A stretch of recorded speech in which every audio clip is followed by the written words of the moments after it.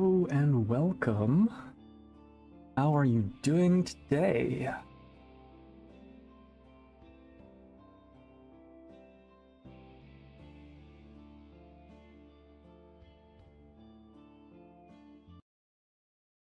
As usual, I hope you can hear me okay. And we will be picking up where we left off last time. I have not touched this game since our last stream.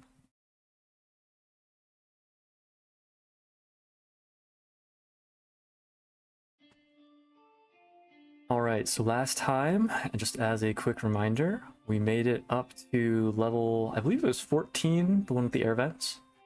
But we are now back down on ice, which I believe was 11? Whoa. What's up with your foot there, buddy? Alright. Let's just hop right in. See if I can remember how this game works. Alright. I'm back used to it. 11 or 12. Yep. Somewhere out there.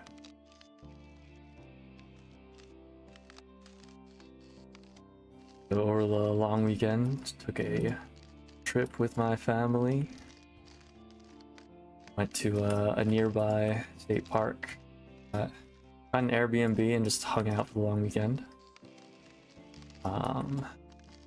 Good time. Played a bunch of Everdell with my sister.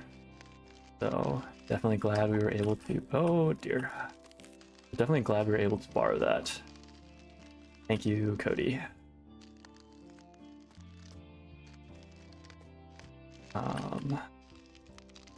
We did take a bit of a brief hike. Pretty rugged, but not super long. It was only about a mile. It ended at an observation point, a waterfall. So that was kind of cool. Just go up here. Nope. Okay. That is not the answer.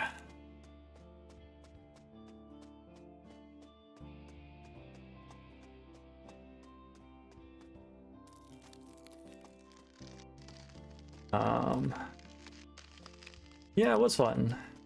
It was also exciting because we were able to tell my family in person that Josie is expecting, which also means that I can finally tell you.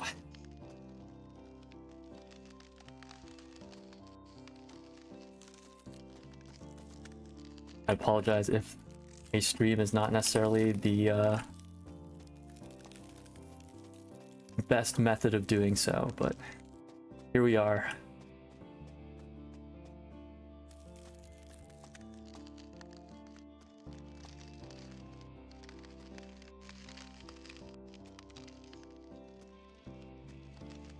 Mazel tov. Yes, indeed. Thank you. Thank you. It is a boy. Know that much. And the due date is November 25th. So right around Thanksgiving.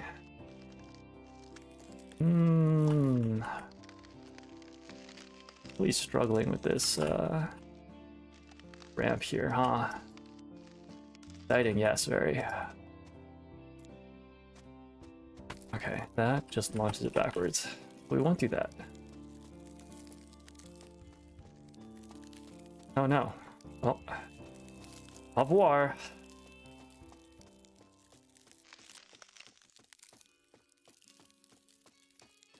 Down and down and down it goes.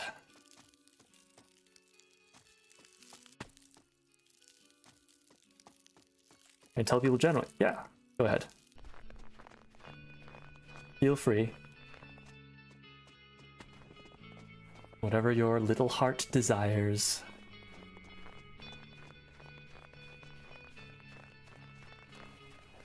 Now that I think about it, I should probably make a text post in my Discord server. I've told a few people on voice, but not everyone was there, so I probably should put out a proper announcement.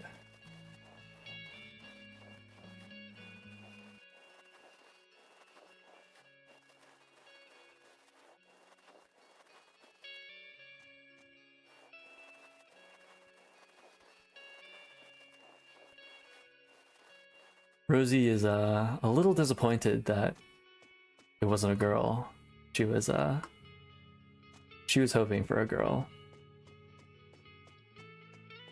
But having a boy's not bad. I think it will be good because my sister is very much set on not having children.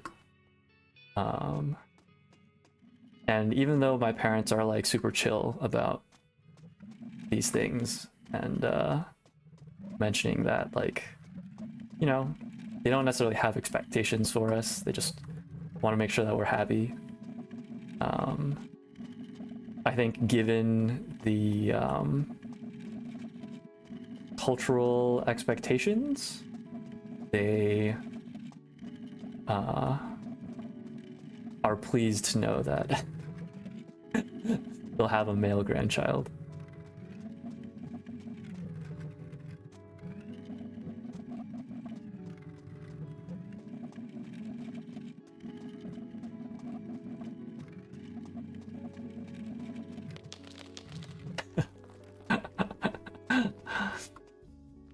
Are these sound effects too loud?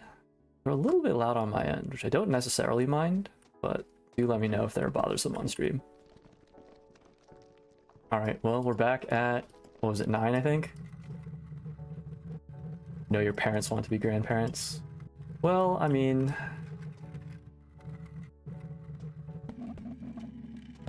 they're, Jeez, I really picked a poor path here, huh? Their desires are not,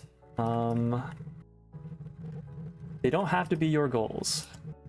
I am coming to learn. We are allowed to have our own aspirations. And it is okay if we don't meet the aspirations of others, or rather the aspirations that others have for us.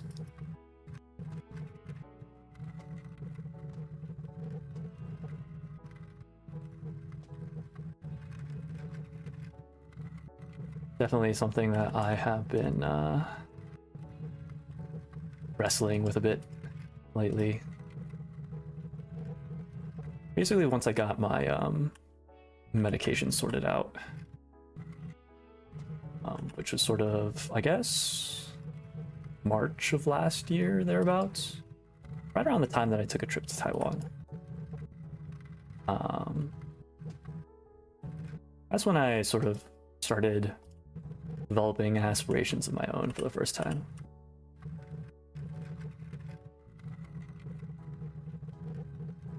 The product of which is, for the most part, this channel, I suppose.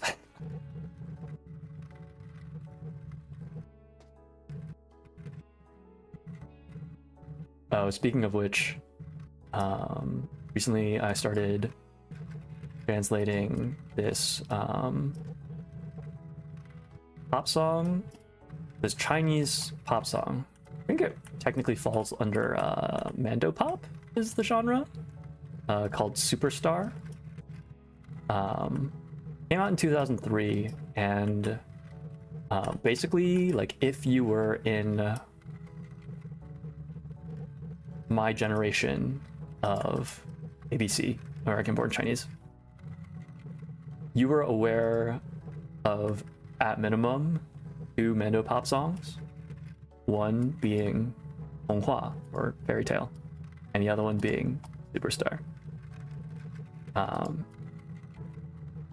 And I've been going through the translation, and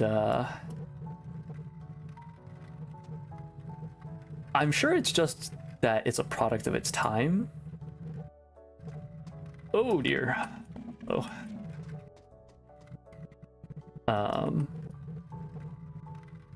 But I keep looking at parts of it and being like, I don't know how to interpret this other than as, like, a toxic relationship.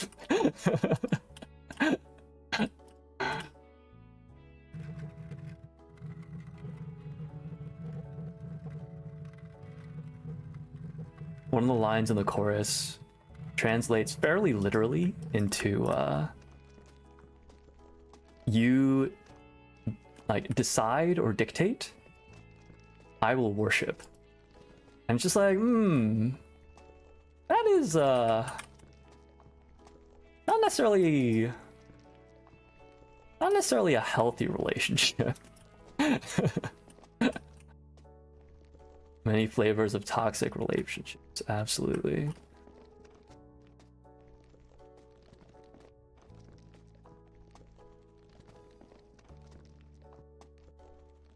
There are other parts of the lyrics that are fine, but there are also a couple other spots that have caused me to raise my eyebrows a little bit.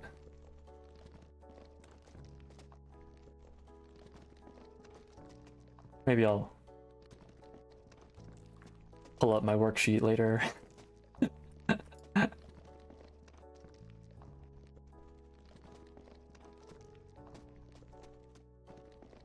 Oh, my supervisor had his retirement party today. There were a surprising number of people. There were like 40, 50 people, which like really kind of makes me think of like, huh, I don't think I have this same amount of professional impact, which to be fair, like, you know, he's got 37 years working for the federal government, so he's obviously had a lot of time to forge these relationships, but I also don't know if I really have the career ambition to do so.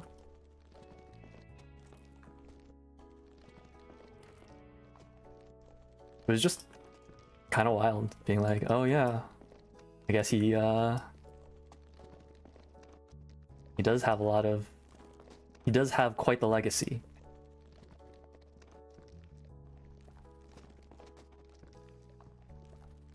There were a surprising number of speakers as well. Given that, you know, the vast majority of the people that he's worked with are either engineers or lawyers who fight their battles with pens rather than pulpits.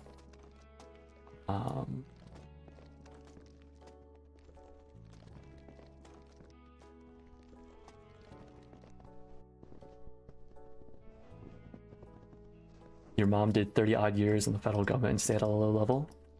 I mean, I meant it less as a like career accomplishment kind of way, and more like the social impact that he's had, like the number of lives that he's touched, if you will.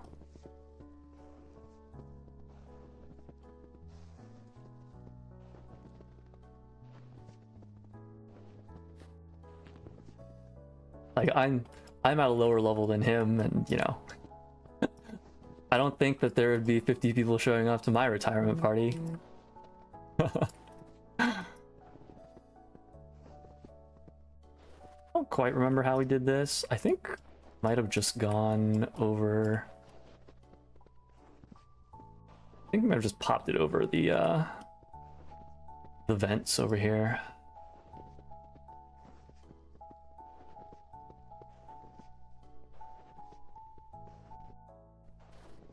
I read the orange as planned.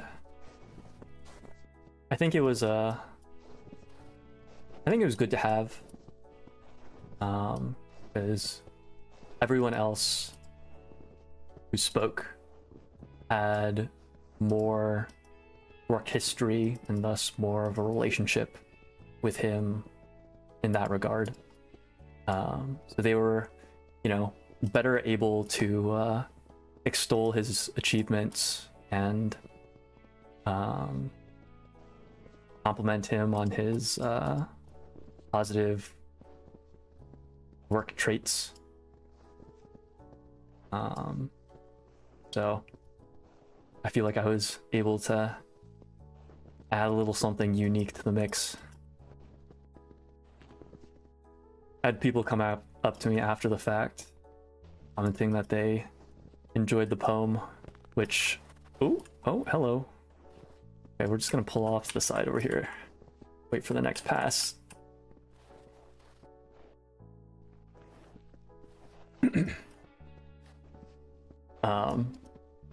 But I'm not sure if that's just like them being polite, or if it's like, huh, you did something different.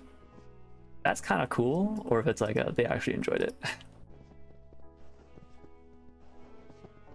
I'm not great at the peopling at work. Yeah, I'm not really great about it either. At my previous work, which was, you know, a much smaller company, that also, what's the word? They definitely relied on like lower level engineer churn. You know, just hired a bunch of naive bright-eye students fresh out of college, pay them scraps, selling the dream of cool tech and some nice line items on their resume, and then once they're burned out, then you bring in the next batch. So they did the whole like, oh, there's no like official work hours, but the expectation is like 50 hours a week, 10 hours a day.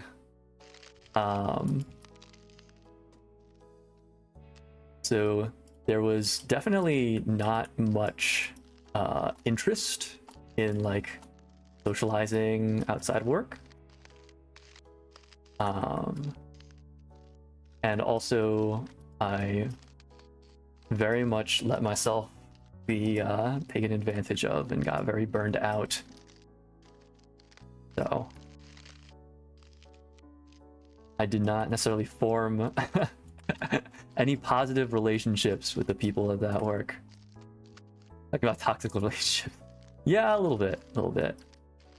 I think there are parts of it where I'm sure that like the owner meant well, but because I was struggling so much already, a lot of it I interpreted it as just like, wow, this is really does not feel good. To be fair, the owner was the first person to sit me down and be like, hey, have you ever considered that you have ADHD? Because he also had ADHD and was diagnosed and medicated from a very young age. But the way that he did it was to like pull out his medication bottle and be like, hey, you should think about taking some. And I was just like, I don't know how I feel about this. And one of the general managers, who also had ADHD and also had discovered that she had ADHD after working with the owner, and the owner being like, oh, hey, maybe you have ADHD. He also sat me down. I was like, hey, maybe you have ADHD. But at the time, I kind of just took it as like them, as just like their way of telling me that I was not good enough at my job. So unsurprisingly, I did not take it super well. And let's push in the corner here.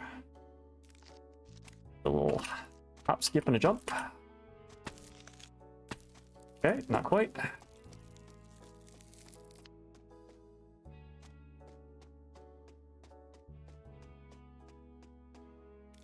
Um, anyways, I definitely didn't really learn how to socialize in a work setting at that job. And then when I changed jobs over to the job that I had now, I actually made a pretty good friend who started within. He started 2 weeks after I did, and for a while we had lunch together on a daily basis, and also we started playing volleyball with a group of coworkers during lunch times and after work on Fridays. That was a good time. And I actually like had people that I talked to. Super selective about which coworkers I tell. Yeah, that's fair. I ended up telling my work partially because this current work, partially because I sort of went through the discovery phase. Geez, that is a ton of backspin. That was kind of cool, I guess, but this part definitely feels bad. Maybe I should just learn how to go over the bridge, the ramp, because this doesn't seem to be working out very well. Yeah, I ended up telling my work, especially since the ADA officially recognizes ADHD as a disability. So it's like, if I were to request like specific accommodations for it, then I can officially, since, you know, the paperwork is there.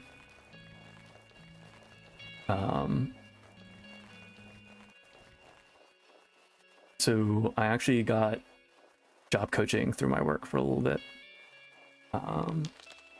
which was,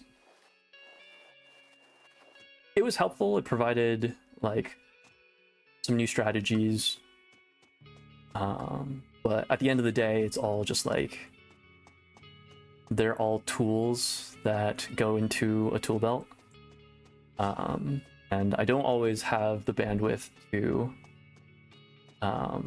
you know, actively use those tools on a daily basis. So I was very productive while I was actively working with a job coach, but it wasn't a long enough period for me to like really make a habit of anything. So now they're just like tools that I pull out on the occasion that I really feel that it is necessary. And one of the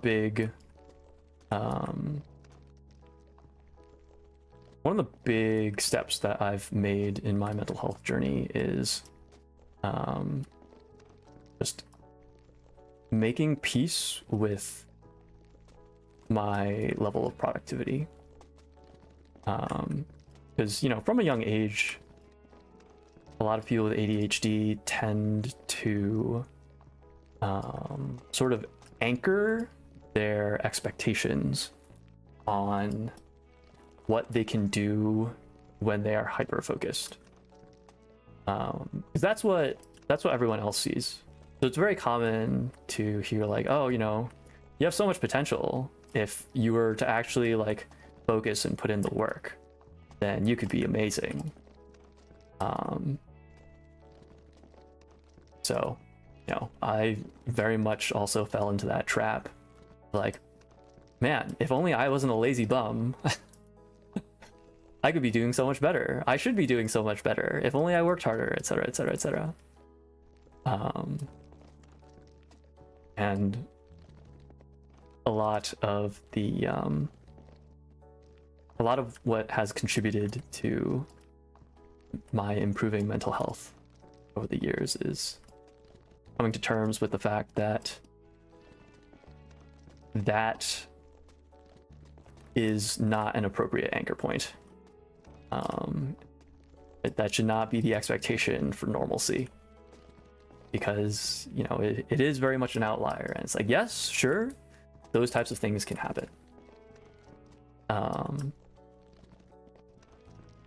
But even on, you know, things that I can and do hyper focus on a somewhat regular basis, like the projects that I'm working on now, or like the Beat Saber mapping that I talked about last stream, I think it was.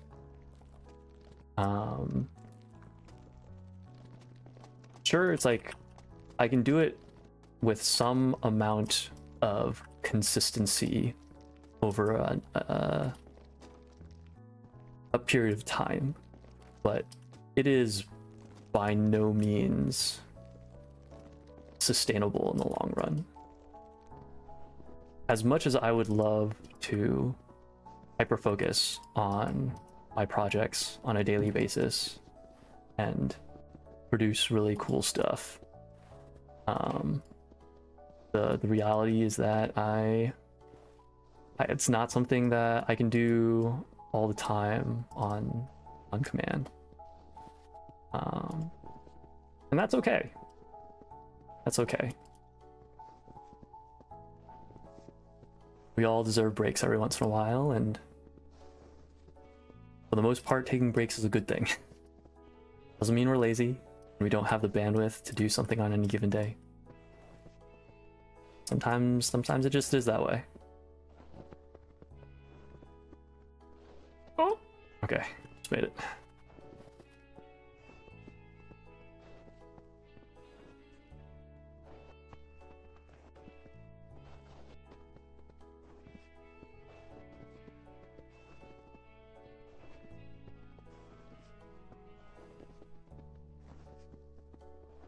So my relationship with my work has definitely changed over the years due to this this shift in mentality.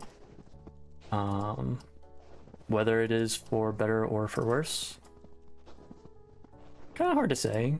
I mean, I'm definitely mentally in a healthier space, and I feel that, you know, to think that it is potentially not for the better is probably just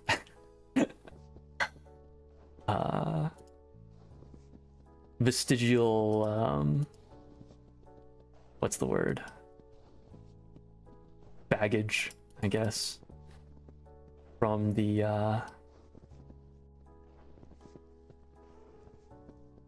capitalist propaganda of you must always be working, you must always work harder.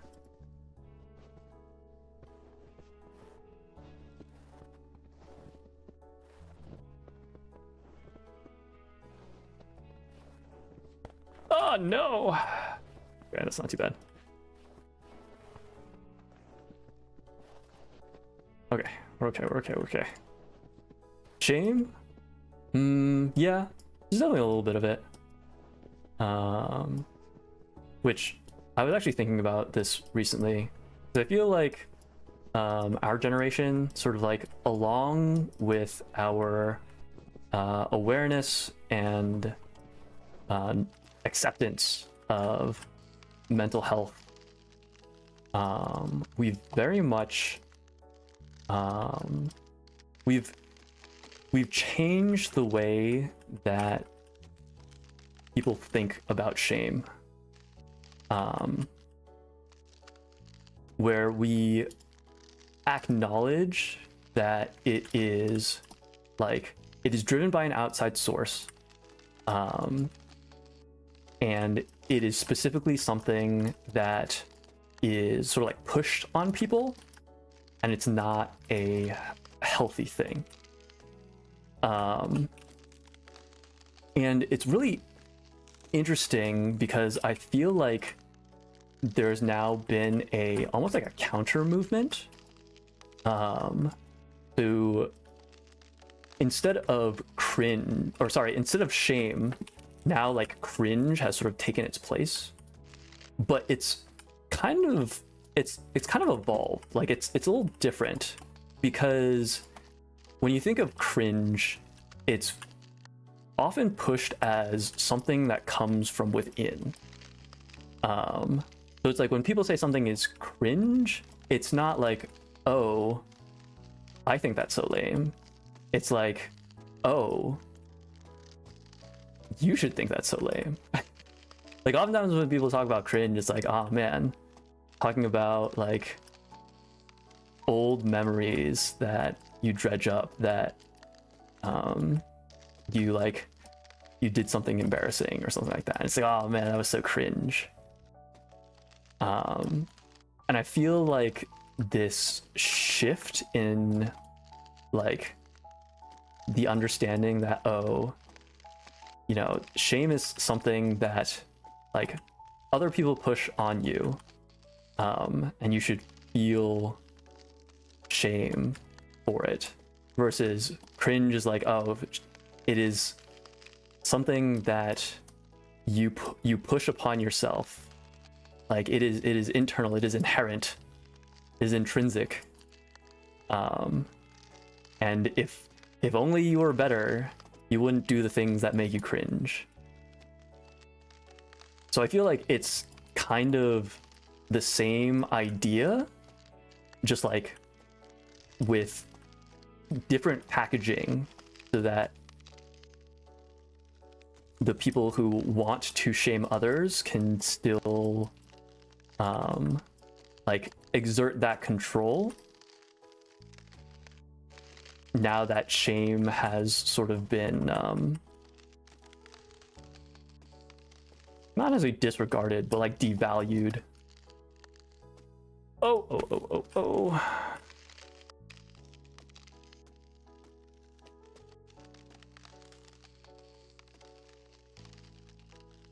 Yeah, so I find that really interesting. And maybe I'm wrong. Maybe it's just me. But I really hope that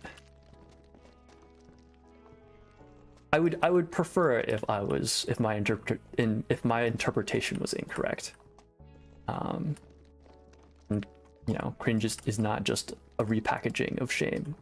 I feel like shame just is often very negative.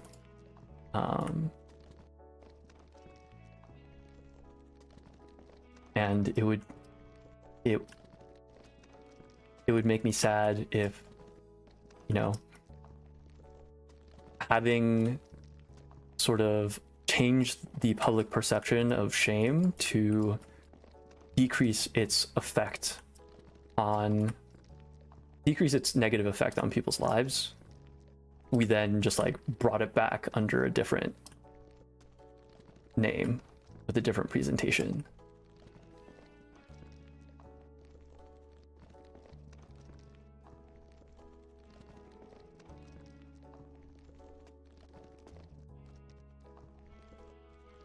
That said, there are definitely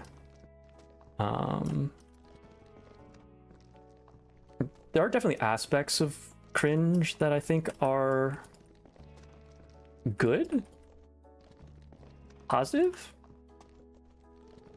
just because like with my experiences,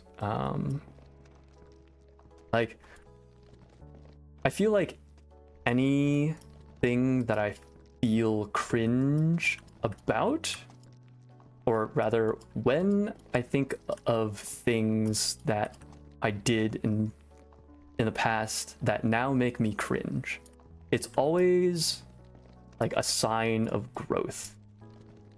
Like we only cringe at ourselves because we have grown to become better people. And we know now, you know, given our growth, that what we did prior was not the best course of action for, you know, one reason or another.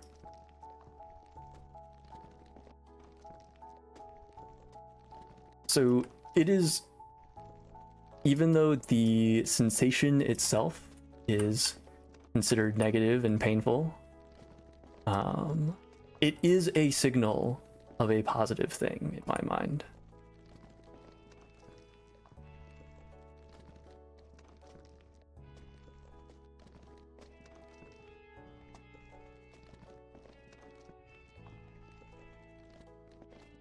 I think having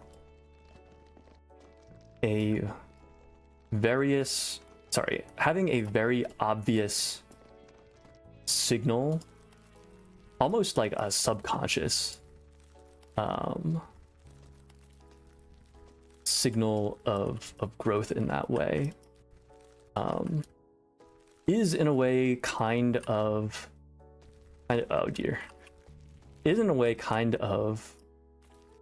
inspiring, if you will. 2, 3, 4, 5, 6, 7. No. Okay, great. Thought in the checkpoint. I see what you mean. Yeah.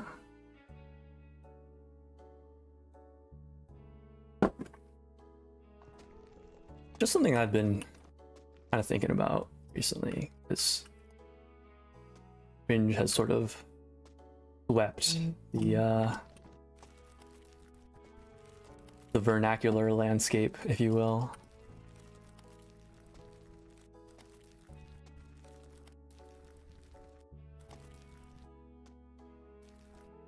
One, 2, 3, 4, 5, 6, 7, 8. 2, 3, 4, 5, 6, 7, 8. 1, 2. I'm just gonna wait.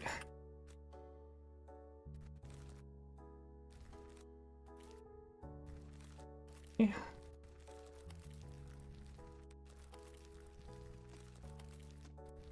No! I see it also used to describe young people doing young people things. Yeah, and I think that is sort of what makes me like equate it to shame, because I feel like historically, when our generation was shamed, it was often for similar stuff,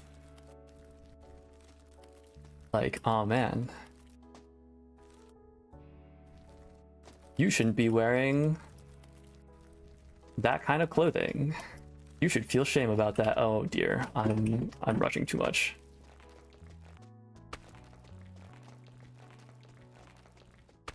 Oh, and it's gone. Well, back to level 9 probably, huh?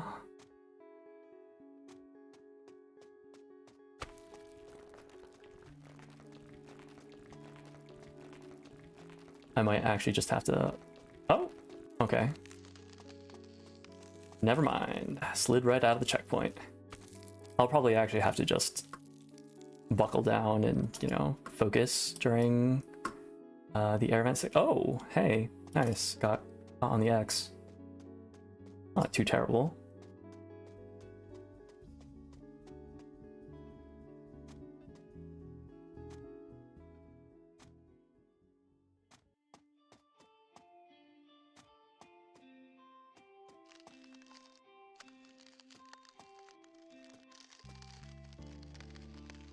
Yeah.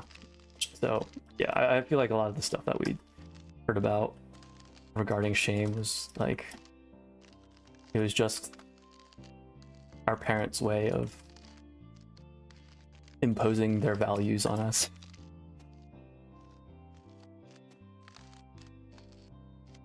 You should be ashamed for not studying harder. You should be ashamed for spending all of your time playing video games.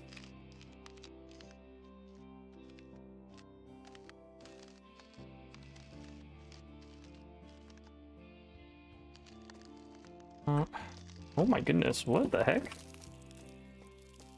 That was super weird. And it's gone.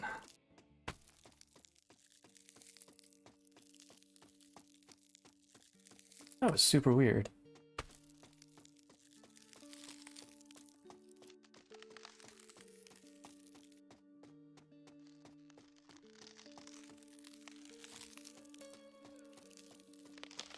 Oh, hey. Nice. Made it into the checkpoint.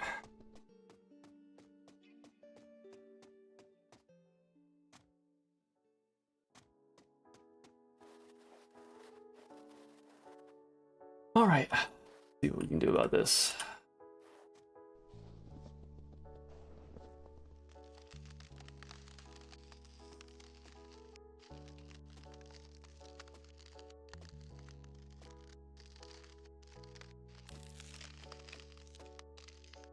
Earlier today, I was thinking like, oh, hey, oh dear.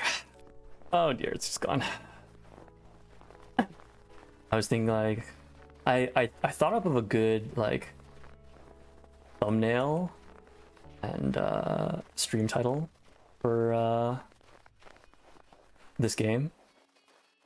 And I was like, well, you know, I don't have enough time to like put it together. Oh, what the heck?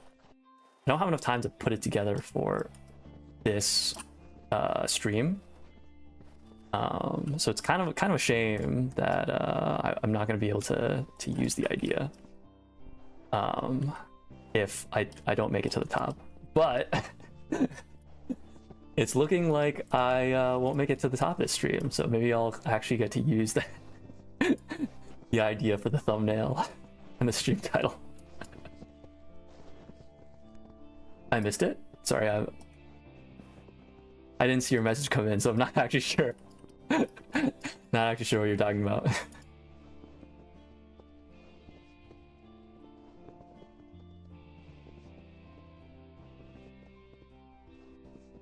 If you're talking about the thumbnail idea, it was not implemented for this stream, so don't worry about it. You did not miss anything.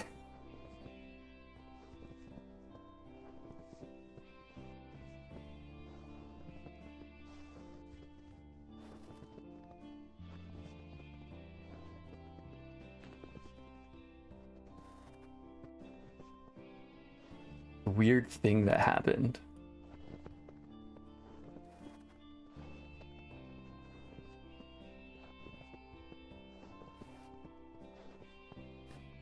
Oh, that I might have been referring to like movement, just like how Sisyphus moves around the boulder. And there was just a section of it that like felt really weird. Felt weird to me. I'm sure, you know, the game functions very much as intended, but it was just behaved in a way that I did not expect.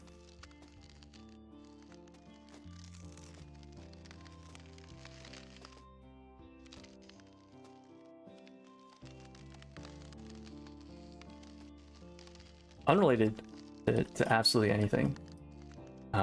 Rosie gets a wellness dividend from her work that can be spent on basically anything that is like not work related. Like they kind of specifically want you to not make it like too productivity related. And historically she's used it to pay for our climbing gym membership, but the climbing gym doesn't really like taking very large payments all at once.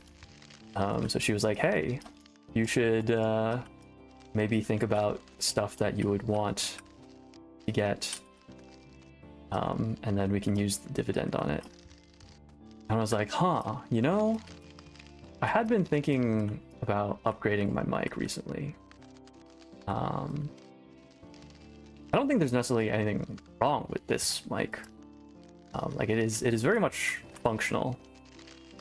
But I have heard that it is not ideal for people with lower voices. And I do consider myself as someone with a lower voice. I was like doing a little bit of research, trying to figure out what mic I might want. Man, this the game really does not want me taking this boulder up the ramp. It is kind of fighting me when I'm trying to do it. So I guess we'll just stick with trying to bounce it like a beach ball over the wall here. So I was looking into an XLR mic, and I'd been talking with a friend previously. This was originally, nice.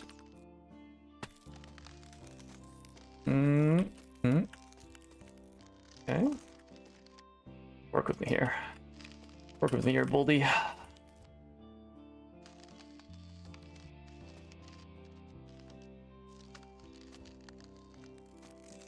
What the heck? All right. We're making it work. We got this. We got this. All right, cool. Past the ice section. We'll see. We'll probably make our way back there very quickly, but hey, we take whatever wins we can get. We take those W's. So I was talking with a friend. I think this was back when I was like first getting into bass. I was like, oh yeah, you know, and also like when I first started this this YouTube channel, like, you know, I have an extra audio interface that I have lying around. So if you're interested, I can send it to you. And at the time, I'd already purchased this microphone, which is a USB microphone, so I didn't really have a use for it. Like, sure, I could use it to record my bass, but I didn't really have plans to record my bass, and also like I could get away with just putting this mic down in front of the amp. So it's like, you know, I don't think I need it anytime in the near future, but I will keep that in mind in case that changes.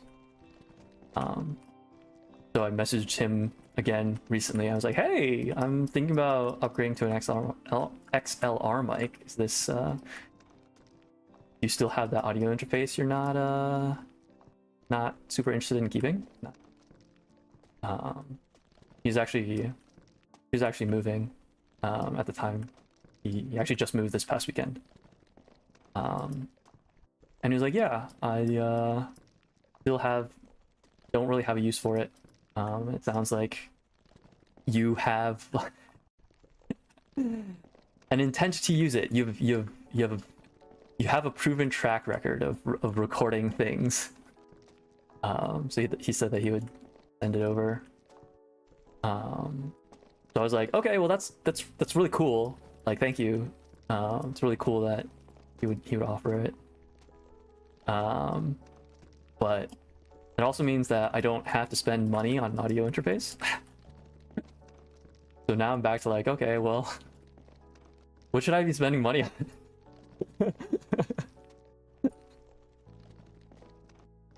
And it's like I could spring for like a fancy mixer or whatever, but like I don't really need it.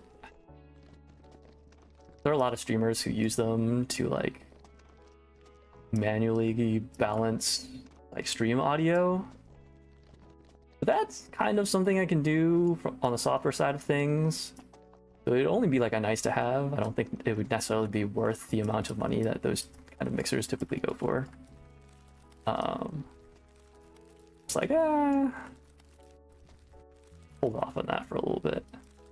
But I have recently gotten into mixing, like I guess like audio engineering.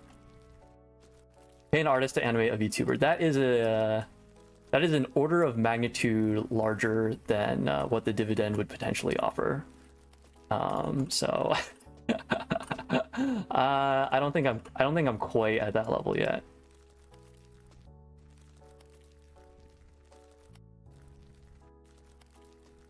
I'd maybe consider it in the long run, but oh geez, this is not really ending up in the direction that I was hoping that it would go in. All right, let's see if we can just hug the wall over here. Cool, good enough.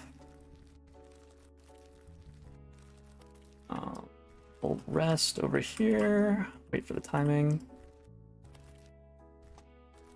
A simple one? Yeah, but I feel like if I were to go for a simple one, then I may as well take the time to learn how to do it myself. That's just the kind of person I am. I very much like, you know, I like learning new skill sets and then like leveraging them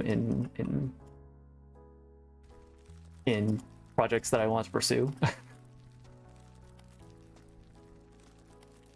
Oh no, oh no, oh no, oh no, oh no. No, I'm so sad. Civil one could be a couple. Yeah. Oh, that's so sad. Went straight over the fence.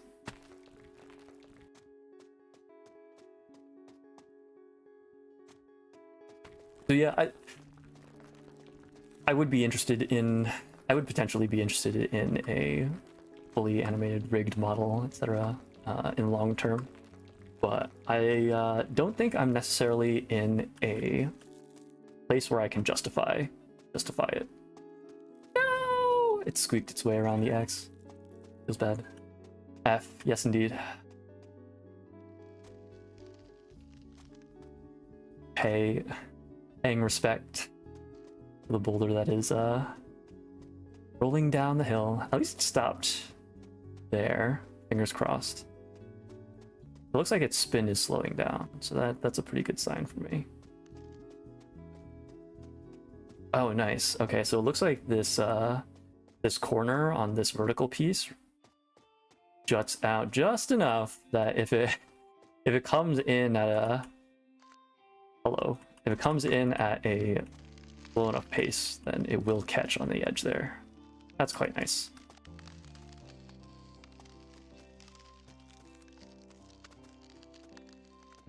All right, let's give this ramp another shot since we are here after all.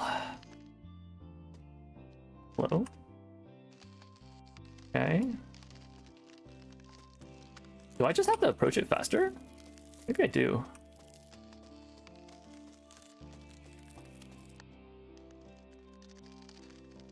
I will say I'm definitely getting better at catching the ball after it escapes me. So if there's if nothing else, I have at least learned that one skill. Or at least made improvements on that front. Maybe I should just be oh no, I am running already. Maybe I should be going slower up the ramp? At least over this first lip. Yeah, maybe that's it. Need the extra little control to get over the hump there.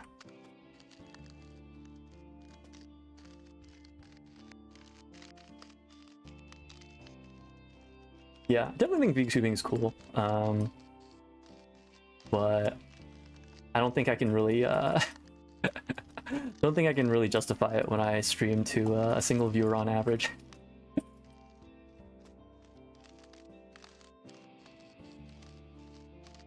Maybe one day. Maybe one day.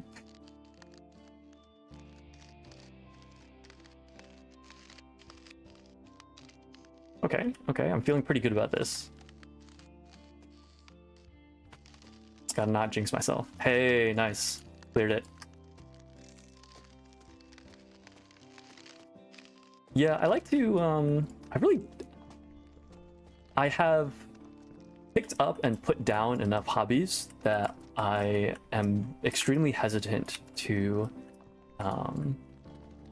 put any amount of money into a hobby that I'm interested in trying. So like I mentioned how I had spent a little bit of time learning how to play the electric bass, and the only reason that happened is because I had a friend who it was actually Mary Pat, since you you chatted with her a bit last stream. She had a bass that she wasn't really playing very much, So when I mentioned that I was interested in learning bass, she was like, "Oh, hey, you know, if you want to, you can borrow it." So I leapt at that opportunity. I did pay to get it tuned up a little bit, taken care of. Got a little bit of work done on it, so I'm not exactly just freeloading off her, but it definitely is much less expensive than renting it from a music shop, and also means that, you know, if there are stretches where I don't have the bandwidth to pick it up and practice, then I don't have to feel guilty about it. So this referring to like my YouTube channel and recording the covers and streaming and whatnot.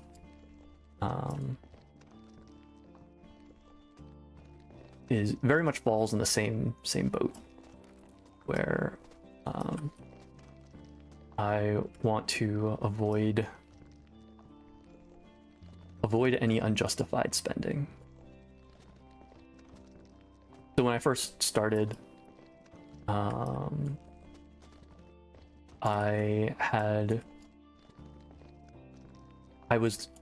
my old headset had a gaming headset, was starting to fall apart. So I was like, okay, you know, I need new audio equipment. And the original intent was just like, oh, you know, I want something that I can use for, you know, chatting with people while gaming. But after doing some amount of research, it was like, okay, any gaming headset is going to provide less bang for buck than a dedicated set of headphones and a standalone mic. So I was like, okay, you know, if that's the case, I may as well go for a nicer pair of headphones and a standalone mic. So I got a pair of refurbished Sennheisers and this Blue Yeti Nano that I'm currently using right now. And I didn't really expect to be doing this kind of stuff with it. At the time, I was, you know, I'd maybe thought about doing some amount of recording for bass, as I had mentioned. And I was like, you know, I can just stick the microphone on the ground in front of my amp while I'm playing. That'll probably be good enough. I have done a couple of recordings, you know, nothing that I really feel is worth sharing, but it does its job well enough. And you know, I'd mentioned that I had been considering upgrading my mic, but I haven't really been able to justify it. It's like, well, this one works fine. I've definitely not like plateaued because of my equipment, so it's kind of difficult for me to say, oh well, you know, I need it. Oh dear, I did not. I forgot that air vent existed. So glad I did not. Never punist, as we like to say.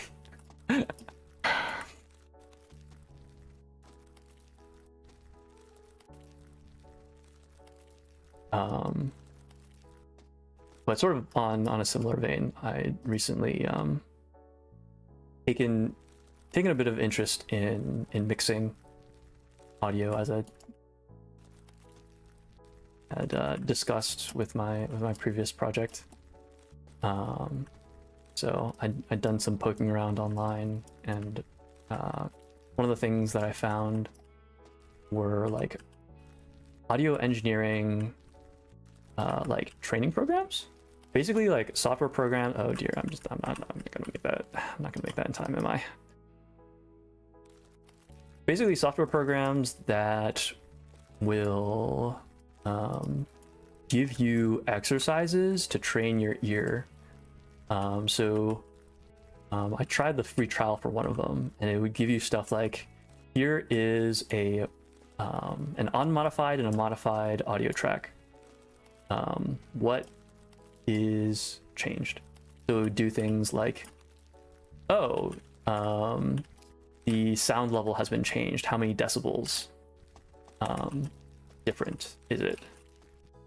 Has it been increased or decreased? Or like, oh, a certain band of frequencies has been boosted.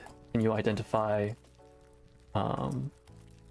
what that band is within a certain range?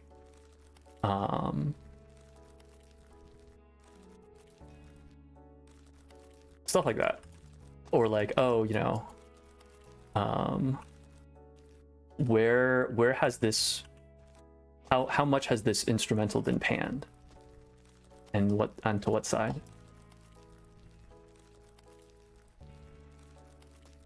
Hey, we made it. We made it to, what was this, level 15 maybe? Oh, I don't know what is causing the slips, but I do not like them.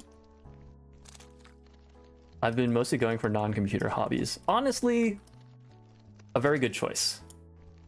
Let's call it 15. Sure, we'll go with that.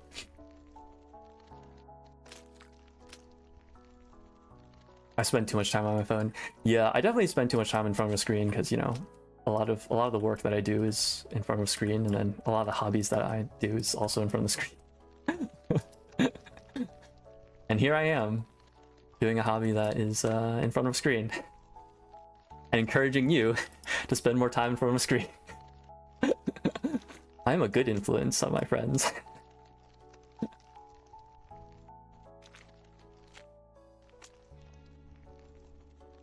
Yeah, definitely good to have non-screen hobbies. Every once in a while, I'll pick up one of my instruments and noodle around and be like, ah, man, that was enjoyable. I should do that more often. Then frequently, I just don't get back to it. That's just how I am.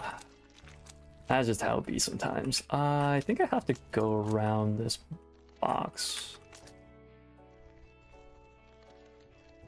Yeah. Is it a timing thing? Is it number of steps? Maybe it's number of steps. No. Okay, not too bad. I go over wherever dopamine is. Yeah, I feel that. I feel that.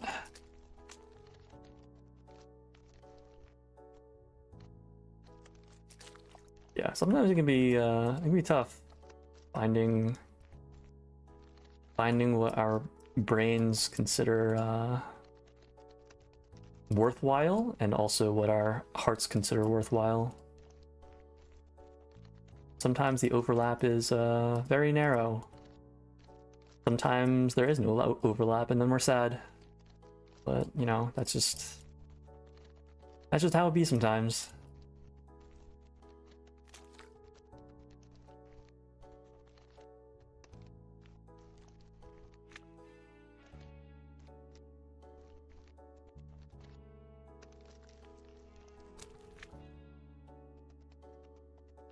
Send you what I'm working on now in Discord. I will check it towards the end, after the stream, probably after the stream.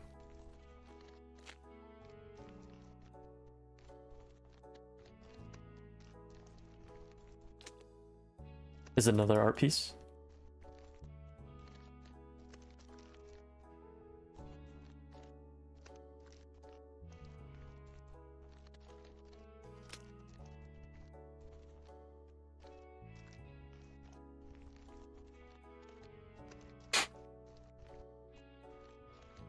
I don't remember if I mentioned at the beginning of the stream, I finally able to run again.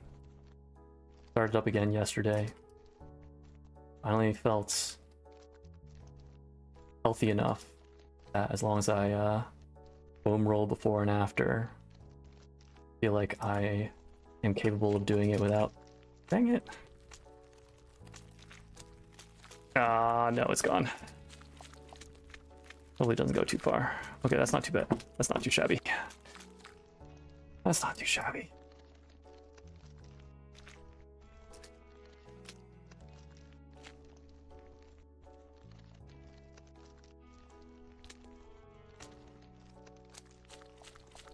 Maybe his number of steps. 1, 2, 1, 2, 3, 4, 5.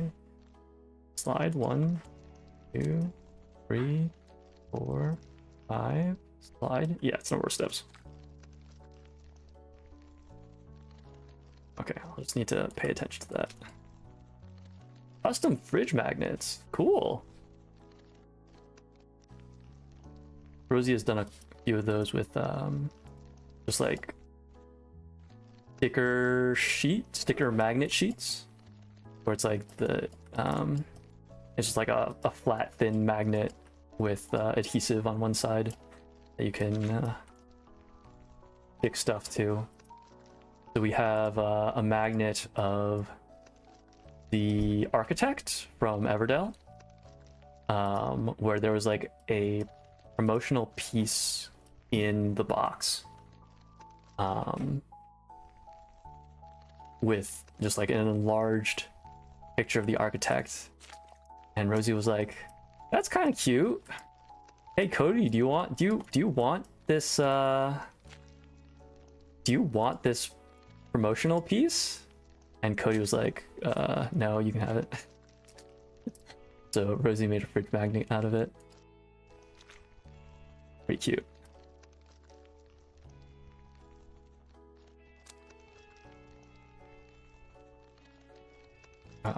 Yeah, so finally started able to run consistently, knock on wood, fingers crossed, consistently again. Definitely feel better for it. And in the past couple of days, I've been working on my belt as I'm running, my belting, my singing as I'm running.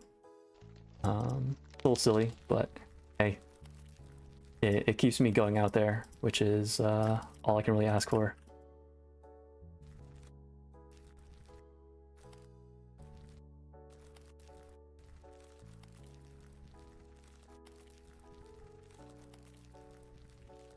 Oh, that's terrifying. Level 16, heck yeah. Let's go. Slow and steady, making progress.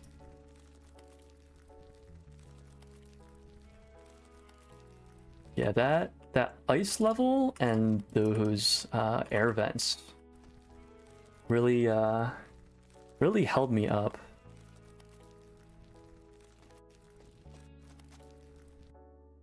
Okay, well, that's polite enough, I guess. Definitely could have been worse. Right, what's the timing on these?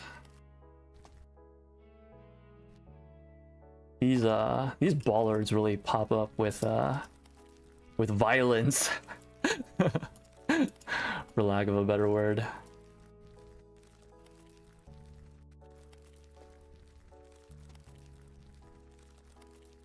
What's the timing on these? Do you think I should go for the... Yeah, I think I should go for this side instead of the middle here. Maybe not. I think I do go for the middle. Nice. Okay, and we definitely need to wait. Okay, onwards.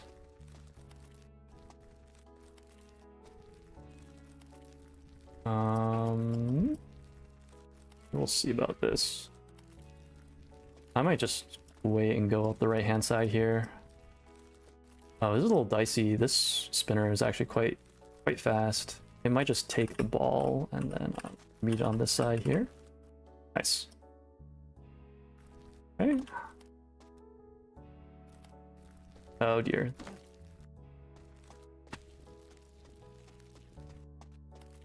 Okay. We're okay. I think we do just wait and then go up the middle.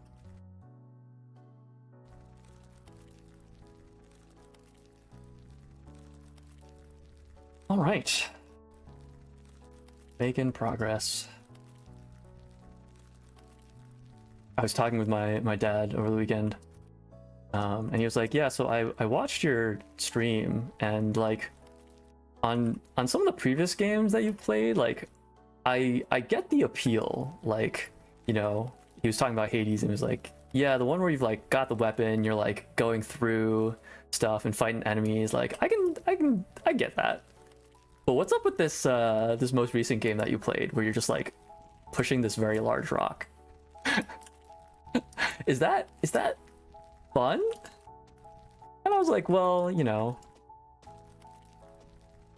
I don't necessarily play games on stream because I think that they will be, you know, extremely fun. I should wait for this, yeah, because they're going to be like extremely fun experiences for me.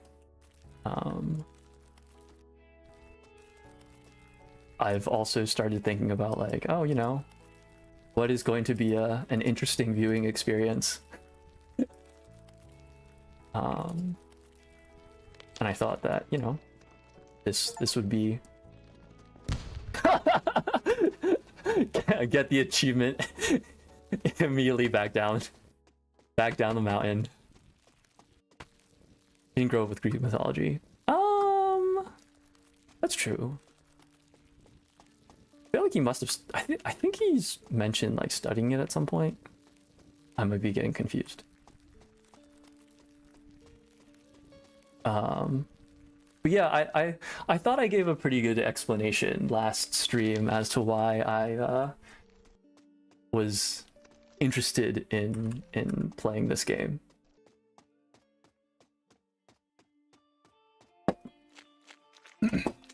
That being said, it is true that if I was not streaming, I would not play this game. I think that there are other games that I would perhaps get more entertainment value out of my time. And I'm not exactly like an achievement hunter in games. Like, I'm not a completionist. So this game didn't necessarily like speak to me on that front. But I do think that the reasons that I had provided were valid.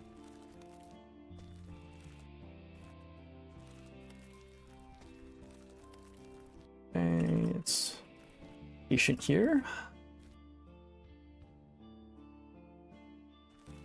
Onwards.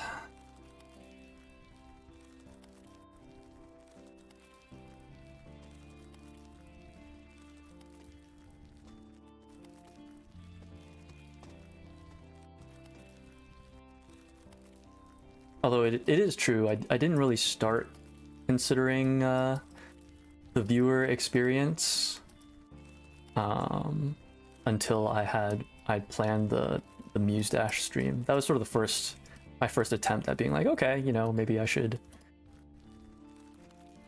attempt to work on. I should choose my games with the intent of providing entertainment. Not that, you know, Hades and Cobalt Core and Rotwood weren't entertaining. But that's when I was first like, you know, I want to work on my ability to talk about interesting things while playing.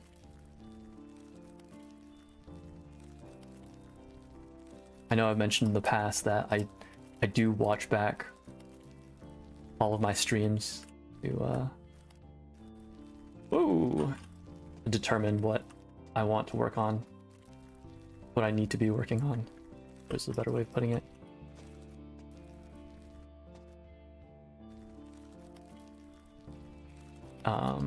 And one of my conclusions from my Hades streams was I need to work on my ability to chat while I play. And I do think that Muse Dash stream helped, as short of a stream as it was. I do think it was good, valuable practice. Effective practice. There are still spots here and there where in the past couple of streams, this one and the previous Game of Sisyphus stream, where I definitely, you know, had longer pauses than there perhaps should have been. But that's okay. We're working on it. I'll continue to watch back my streams and work on my craft as a streamer.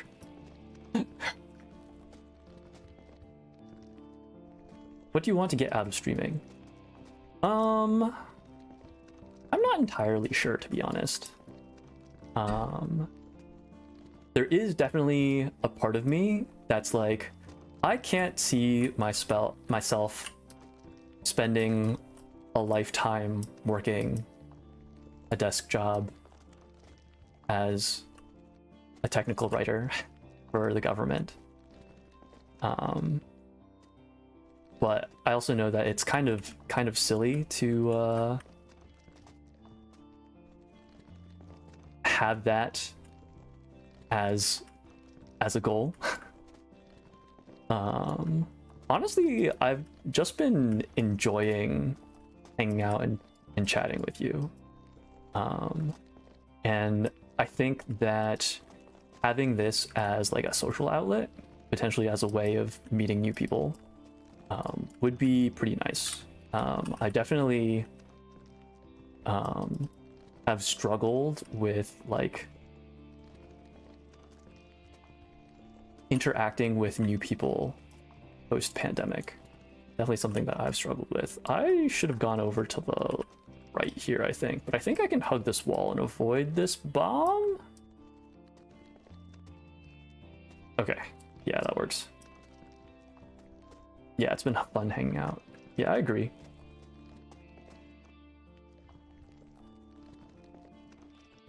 And as I mentioned before, I have historically like felt the urge to entertain.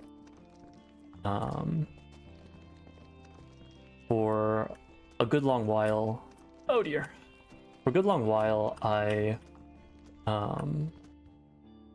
had sort of like seriously oh dear, I seriously considered going into teaching as a career. I do like educating people, and you know, I thought that it would sort of scratch that like entertainment itch. Not necessarily that teaching is inherently entertaining, but I thought I could find ways to make it so. Last stream I talked about the physics teachers that I had, how they did a very good job in inspiring me, and I thought it'd be cool to sort of, you know, provide a similar sort of experience to other people. Do I have enough time to just go through this? I think I do. Okay, not quite. And it's gone. Wow, that landed like right on top of me. Oh, that's a bomb. Okay, we missed the bomb. That is another bomb. Can I save it here? Okay. That's not too bad.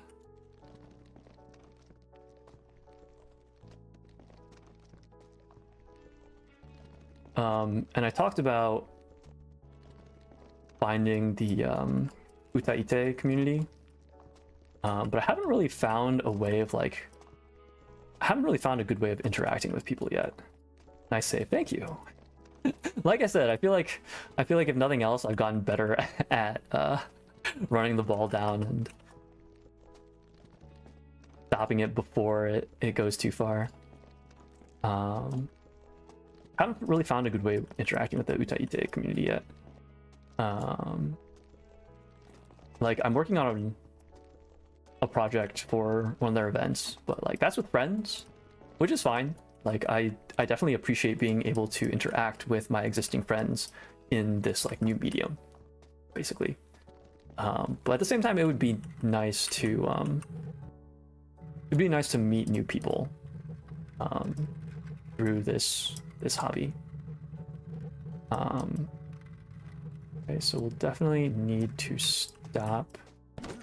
Oh, okay, where'd it go?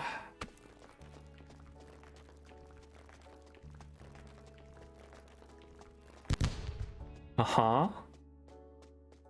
Okay, that was kind of cool.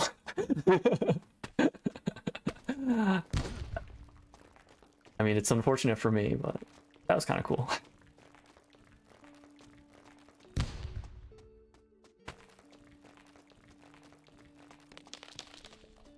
Oh no! You were not saved by the checkpoint, even though there were fences.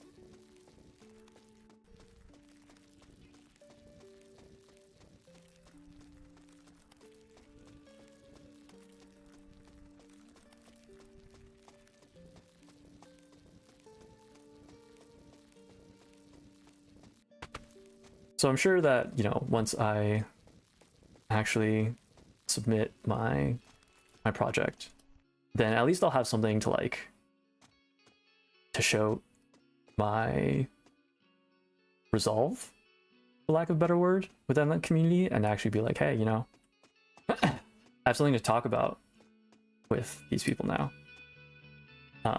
But until that point, I don't really know how else to like interact with people in that community. So, it'd be nice if I mean, obviously I'd still like to pursue that, but it would be nice if streaming was also a medium through which I could meet people.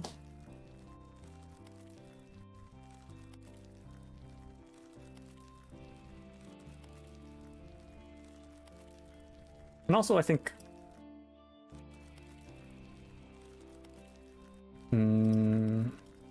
this is, you know, much more secondary, but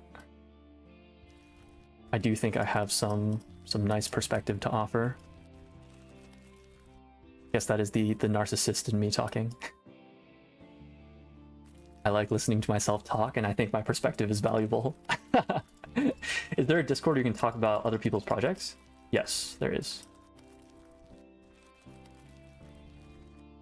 I've not been particularly active in any of them. I've definitely dropped a few comments here and there. But I think part of it is just like imposter syndrome. And part of it is just how I think of social interaction in general, where it's like, I want to show that I have put in the legwork. I want to show that I am like committed to what you care about before I like actually start chatting or interacting with you. This is very much something that I struggled with in college, where like I basically never went into office hours because I never knew the material well enough to be able to ask specific questions. It's like, sure, I can go into office hours and just be like, hey, I haven't done the problem set. But like, that feels so lazy, I guess. It's like, come on, you could at least like have looked at the problem set and understand the material well enough that you can ask specific questions about it. But because I didn't, I just never felt like I could go to those office hours. Which, you know, is very much silly. Like, the whole point of the office hours is to help people learn the material. And yet... Oh man. We got through it, but man, kind of rough, wasn't it? Probably would have been less rough if I could actually convince myself to go to office hours. That's why doing homework as a group was valuable. Absolutely. But, oh man, what am I doing with myself? But being able to tap into TAs and the professor as a resource definitely would have been valuable as well.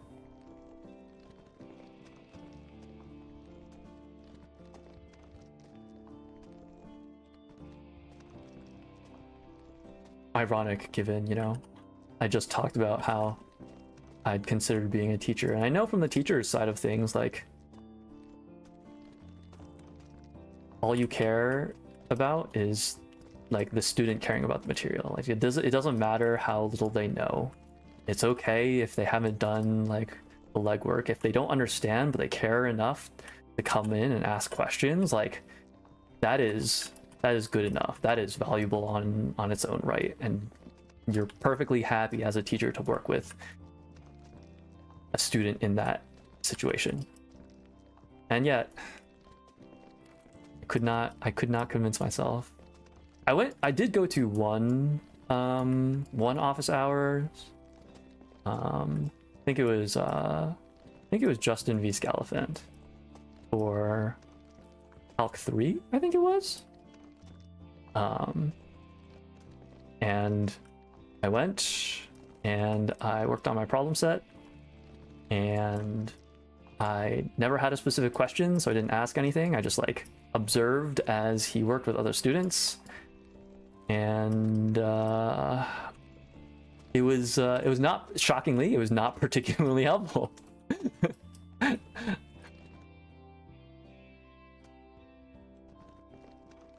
And because of that, I just was like, okay, you know, I guess this isn't really for me. I'll just figure out my own way of getting the homework done. Silly, but there you have it.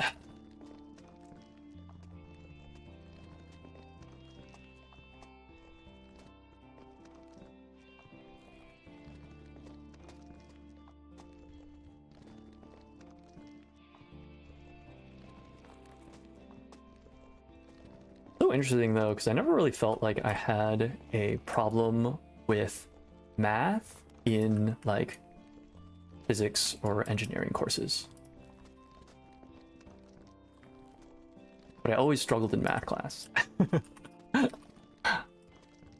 I mean, I think there's a pretty good reason for it, which is like once you see the math in a physics or engineering environment, you have something physical that you can then like develop an intuition for.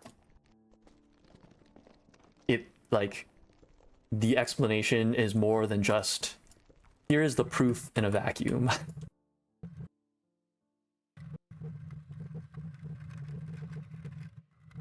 And in seeing that,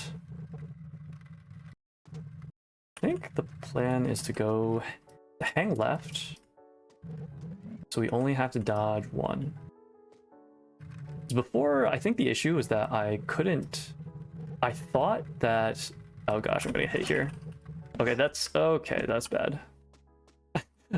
I was just about to say, that's not that bad. And I got hit the second time, or rather the ball got hit. Boldy. Yeah, that's kind of gone. Okay, I do think that that approach was correct. Hug the left-hand side, be patient. Man, that.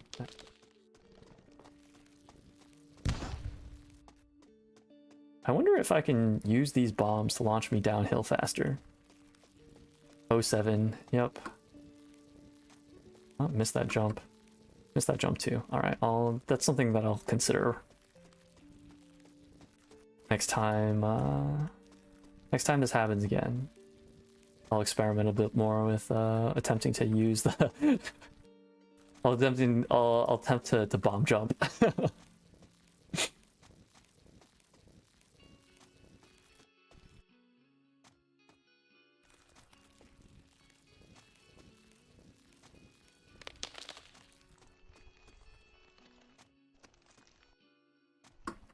But yeah, I think having something physical to ground the math in was just very valuable. All right, give me 1 sec. Once again, medication clock.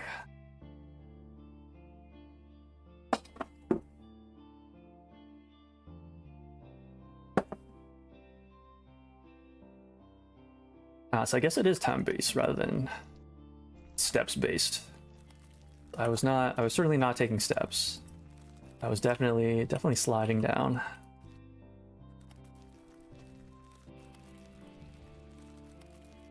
Be the demo man. Yes. Good times. I was never particularly good at demo man, but that's okay. Had a lot of fun air blasting grenades back at demo man though.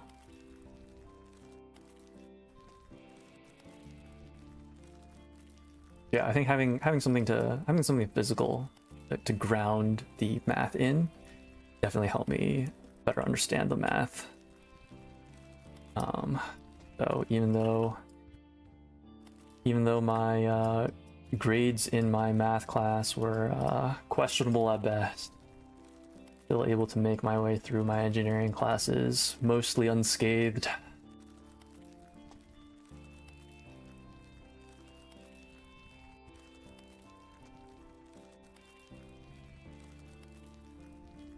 I can definitely see the appeal to more pure math though.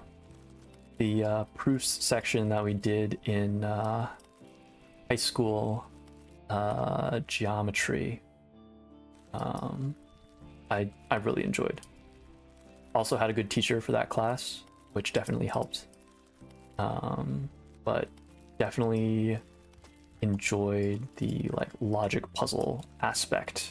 Oh dear, this is not going to end well for me. Okay. Go, go, go, go, go, go, go. Okay.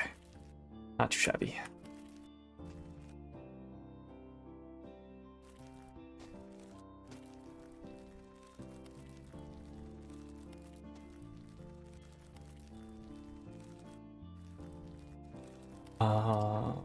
Yeah. My geometry teacher was fantastic. Interesting dude.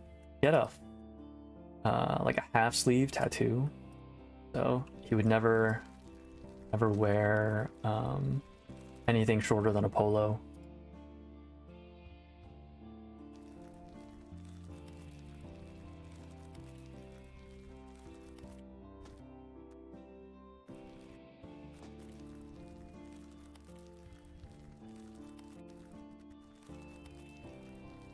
Math and physics was also sort of where I had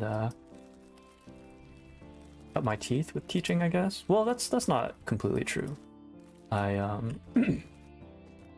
I volunteered as a teaching assistant for Chinese yo-yo with my Chinese school for a few years. That was really neat. Definitely wish I had understood more about teaching back then. I think I have provided a much better experience, but oh no! Oh man, feels bad.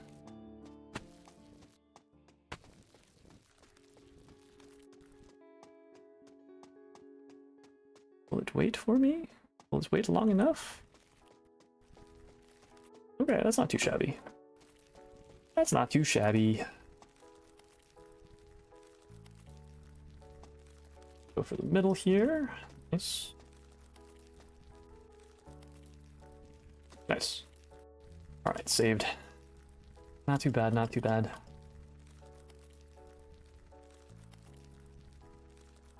Back. Welcome back. No worries. As always, you're not obligated to be here. Your presence is very much appreciated, but you are always welcome to step away when you need to. I was just talking about how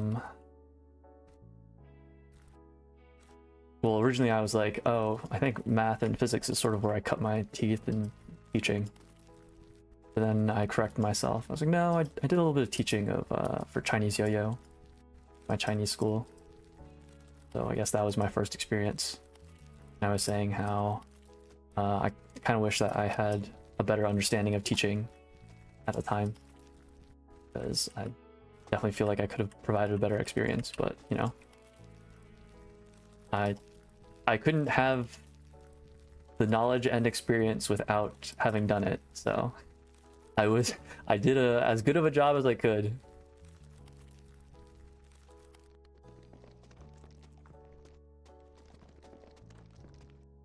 Oh man, I'm getting wrecked by the same exact bomb that I did last time. That's just about all you missed. I hit that bomb over to the right hand side and got sent back down. Here we go again. Something about that bomb, man. Alright, at least this area is clear. Let's go up the side.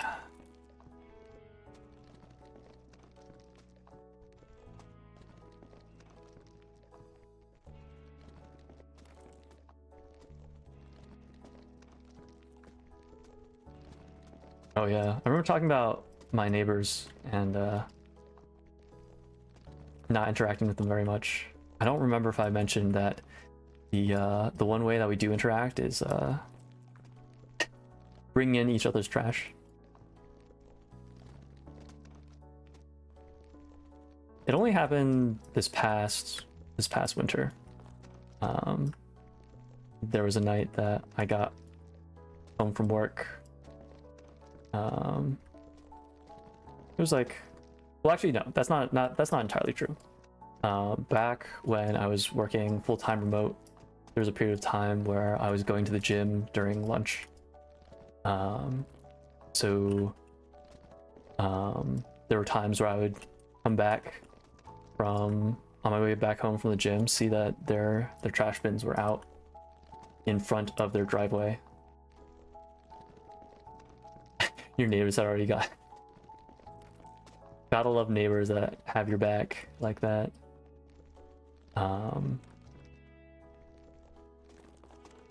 So there'd be times where I would come home from the gym and I would see that their trash bins had gotten left like out right in front of their driveway. Like when they put out their trash bins, they, you know, put it off to the side.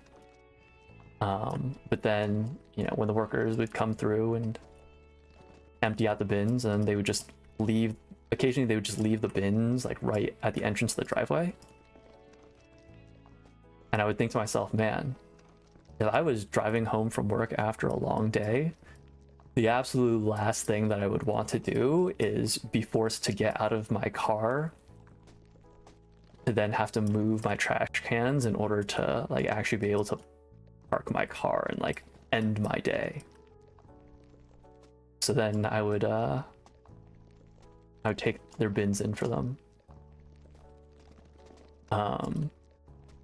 But then it wasn't until this winter where there was one day that I was coming home from work and I saw their bins were still out. And this was like, you know, maybe like 6 o'clock thereabouts. So it was like later, much later than they typically had their bins out. So I brought in my bins and I went and I took their bins in, and their kitchen window is on the side of their house that is next to our house. And that's, oh no, oh no, oh no, oh no, oh gosh. Okay, that was some pretty weird physics, but Oh, we take those. We take those. Oh, hello. I do not like that. So they saw me bring their bins in. And I, didn't necessarily want to like make a fuss about it. I just like brought the bins in and was about to leave. And they opened the window and said thank you. I was like, yeah, no problem, And then since then, if I am like working in the office on a Monday, then the bins will have been put away by them before I get home from work.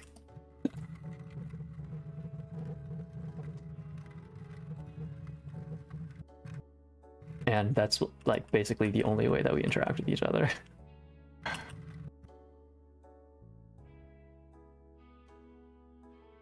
Neighbor relationships are so interesting in that way. Like, we never actually talk, but they will absolutely bring my bins in any chance that they get.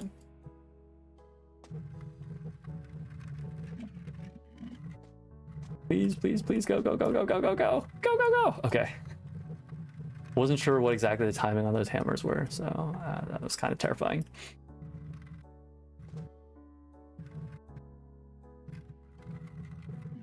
We actually spend some amount of time with the neighbors on the other side of our house.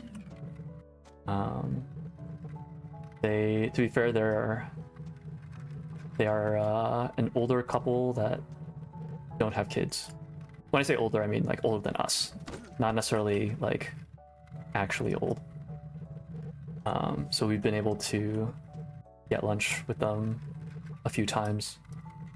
I'm not sure if I would go as far to say that they're foodies, but they very much enjoy good food.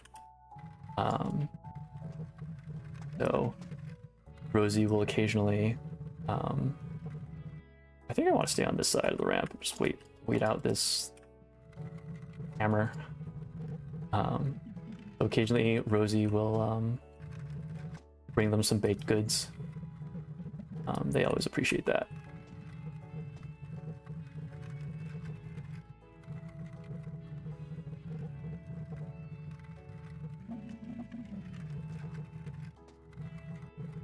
I think the husband is a part of some sort of organization that collects and distributes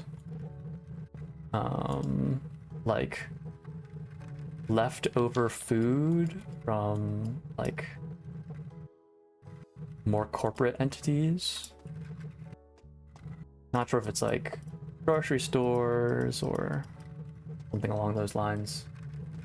But every once in a while they'll like drop off some fresh produce and be like, hey, yeah, we just had some extra lying around.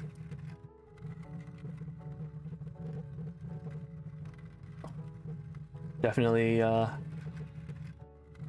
fortunate to have good neighbors. What is... Okay, I think this width will always be okay. That might not be the case for future sections, but at least for that first section, the width is always wide enough. That seems like an ethically good job. I don't think it's for work. I think he's just part of an organization that does it. But yes, it is very much an ethically good organization, I'd say. I don't actually know that much about the organization, but hey, what I do know of it seems to be ethically good.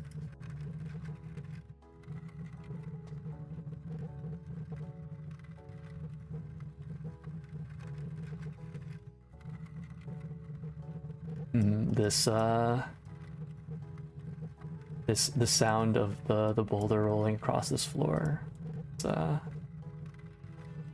tickles my ears, as I mentioned previously on the cobblestone. I think it might be the same sound effect.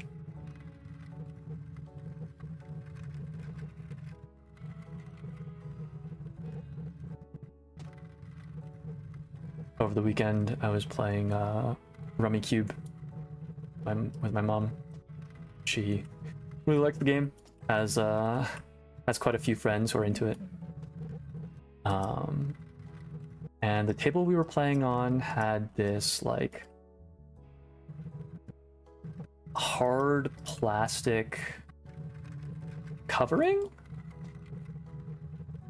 and the sound that the little stands that they have in Rubik's Cube, like the things that you put your tiles on, as it like was dragged across the table, absolutely horrible. I hated it so much.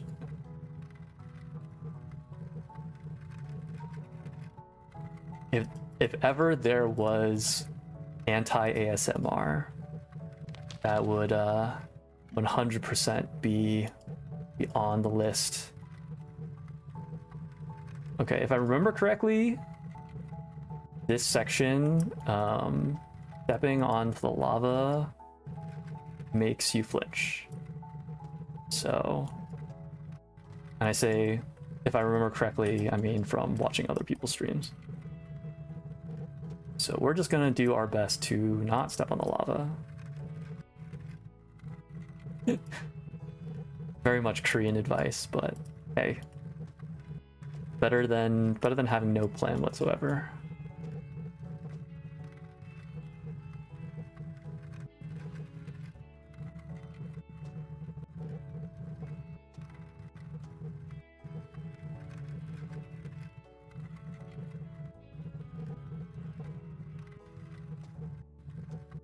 Oh dear.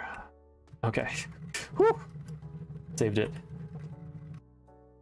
Not sure how exactly I managed to save it, but we take those. Oh dear, this is feels a little finicky. Not quite. Come on. Okay.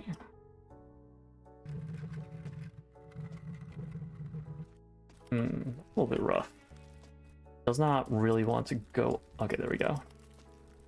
Just gotta push it hard enough from the correct angle. Okay. Well, hopefully that'll get caught by the checkpoint. Nice. Thank you, fence. Thank you, checkpoint.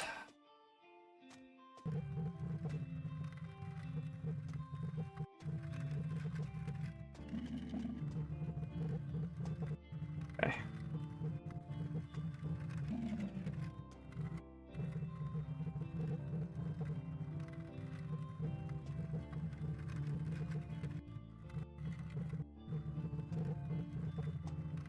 Hopefully I don't struggle with this section as much as I did with ice. Ice was pretty rough. I feel like most of the sections we've dealt with. Oh boy, it's not gonna end well for me. All right. No. All right. Well, hopefully get caught by the other checkpoint. Oh, that was super interesting. So when I flinched, it. Oh no. Oh, this is bad. Yikes.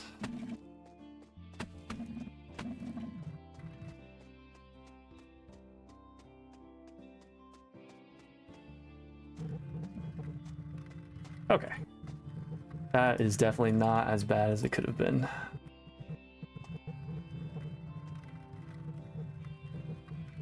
The ramp was the hardest part of ice, absolutely.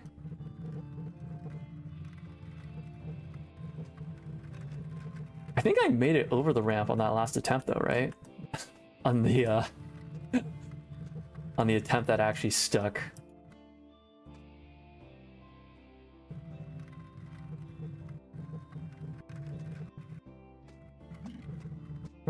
Oh dear. Okay, cool, we take those. Good enough.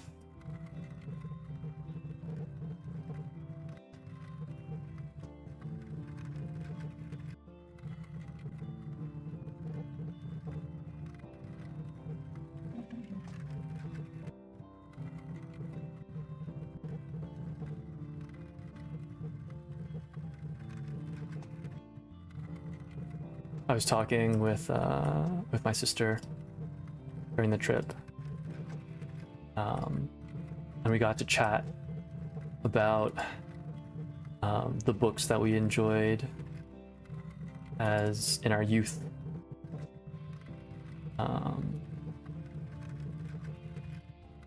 And I'd originally thought that we hadn't really overlapped on the things that we read, but then she mentioned a couple of series that I just kind of forgotten about. I was like, oh yeah, I guess we did read we did both read those series. So when we were younger, it was how am I supposed to do this? Just let it come down and flinch. And I need to get it back on edge, I think. Yeah, it doesn't really work, does it? Well, it's just gone.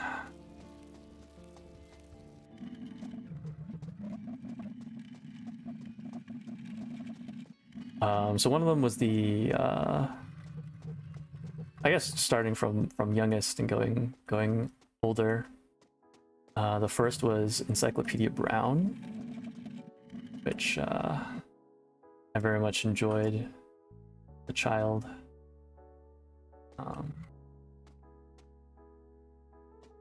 Like a detective, sort of like puzzle solving series, where each book was a set of mysteries that, like, if you read through it carefully, typically it would have a pretty satisfying answer that was grounded in oftentimes I think it was like teaching science concepts, if I remember correctly.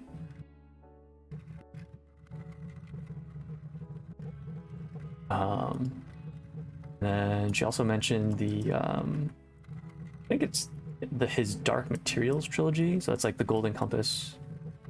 I don't remember the names of the other two books in that series, but it was definitely a trilogy.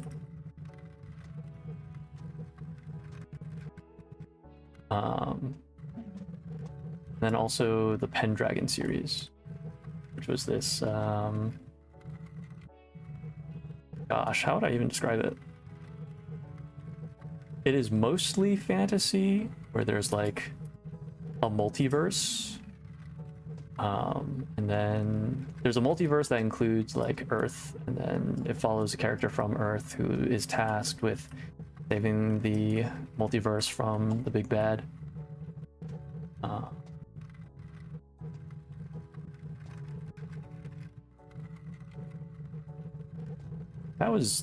It was an interesting series. I definitely enjoyed it while I read it. I don't think I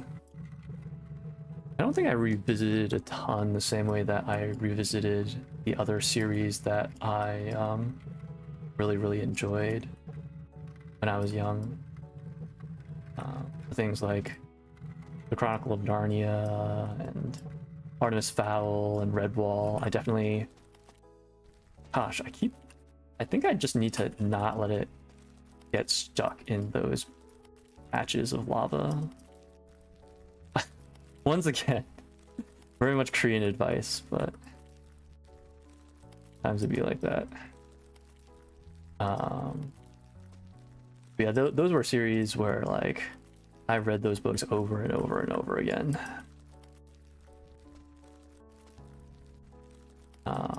And that became less of a thing as I grew older and read more and more longer books. But it was still a thing that I did with like Terry Pratchett for sure. No, come on, yeah, onto the ramp. Yeah, onto the ramp. There we go.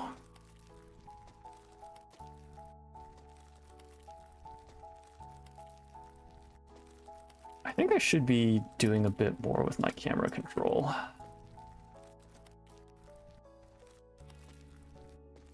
Okay. This is fine. This. Nice.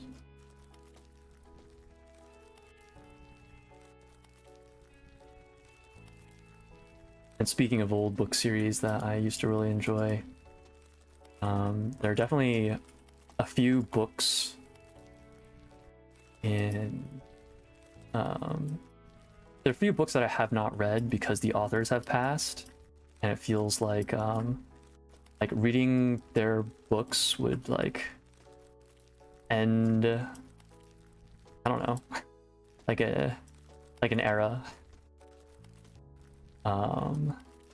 So I think there's one Redwall book that I have not read. It's not The Sable Queen. The Sable Queen I think was the most recent one that I had read. And I think there was one that was published posthumously that like he had another author take his drafts as his notes and finish up and then publish. And then the other one is the last book in the, maybe last two books in the Tiffany Aching series, which is Terry Pratchett. It's like his young adult series. What the heck is this? How am I supposed to? Guess I just have to brute force it. Just have to make sure that I stay behind the ball. Behind Boldy. Okay, sure. Cube scares me. Okay. I guess I'll just follow behind it in the middle. Yeah, that's fine. Okay, so I think I want to stay in the middle here. Then the boulder will always be pushed towards the center. All right, good enough. I'm just gonna sit here and watch the pattern for a little bit. Okay, looks like it's just forward and back, just very jerky. So I think I follow the wall up. Now once we pass here, we scoot this over. Scoot, scoot, scoot, great. From center. Okay, this goes up from the center out to the side. Hopefully, if I stay in the center, it'll be good enough. Let me make it onto the center here. There we go. Forward. Oh god. Okay. Okay, that's not too bad. Made it. We made it. We made it. We made it. I think as long as we stay behind the ball here, we should be okay.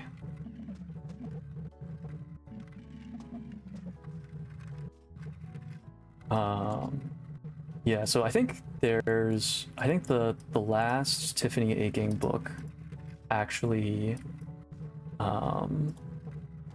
like it interacts with the Discworld at large. Like in some of the earlier books in the series, you meet like characters who are like mainstays in Discworld. But I think the last book really sort of like bridges the worlds. Oh my goodness. What is this? Go up the side, I guess? Then we just kind of hope that we're in the right spot. Okay, good enough. I don't know how I'm gonna do this. Come to the middle here, go around this way. Okay, yeah. Oh no! Okay, never punist, never punist, never punist, never punist. Okay, we're good. Oh, that's so interesting. The fence is before the blocks on this level. That's so weird. I wonder why that is. Huh. All right, well, I'm gonna take this opportunity to take a quick drink.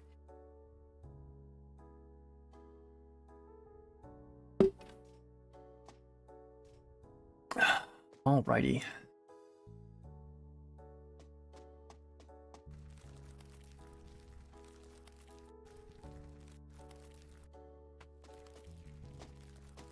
Okay, I'm not sure if that was the correct way to do things, but like that worked. All right, so there is a gap.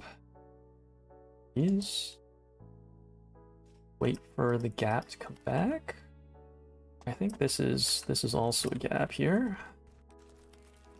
We'll just follow it around.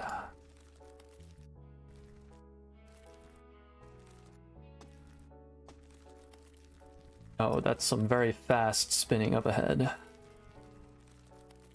Is a little bit terrifying. Okay, so I saw that chest on the right-hand side, and my first instinct was, I want to go open it. I'm sure that we are unable to open these chests, but okay, it's fine. Just wait patiently. Wait patiently for the next revolution. Okay. Now we make our exit. Excellent. Rotate, go through the middle. Wait for the rotation. Okay, onwards. Do these spin? They do. Okay. Entrance. Okay, entrance is pretty wide. The rotation to happen. Nice.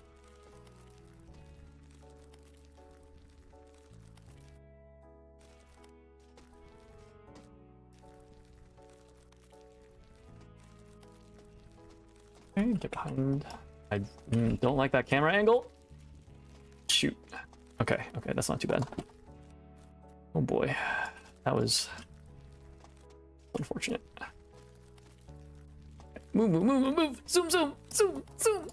You can do it. Okay, great. Oh gosh. Okay. This is fine.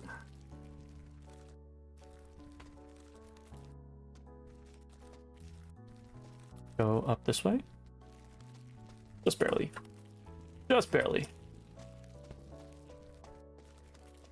Okay. Once again, never punist.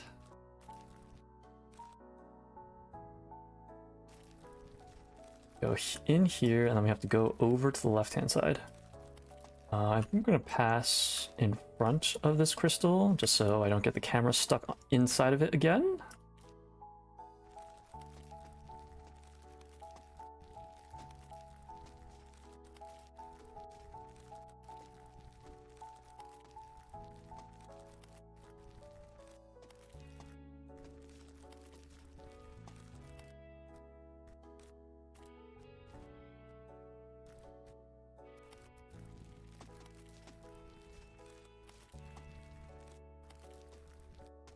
Where is the exit on this one? Also on the left-hand side. Hello? Can I not? No! Okay, that's not too bad. Okay, so same thing as last time. I think I want to pass in front of still. Patiently. Okay. Is there enough space for me to pass? Yes, there's enough space. Oh, no. Okay. Take it nice and slow. Sometimes Sisyphus just like unsticks from the boulder. Always a time for panic when that happens.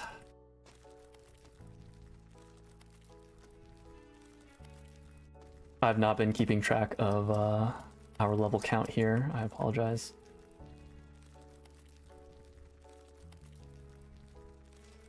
But that is the lightning bolt up ahead. So I think that means we're pretty close.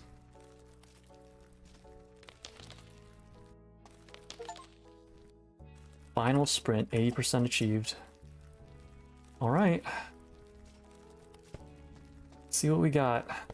Oh dear. Okay. I think we just go... Can we go around the outside? Not quite. Fine, that's fine. We'll just wait for the next revolution. I've also lost track. That is okay. I feel like that's also kind of in the spirit of things, to be completely honest.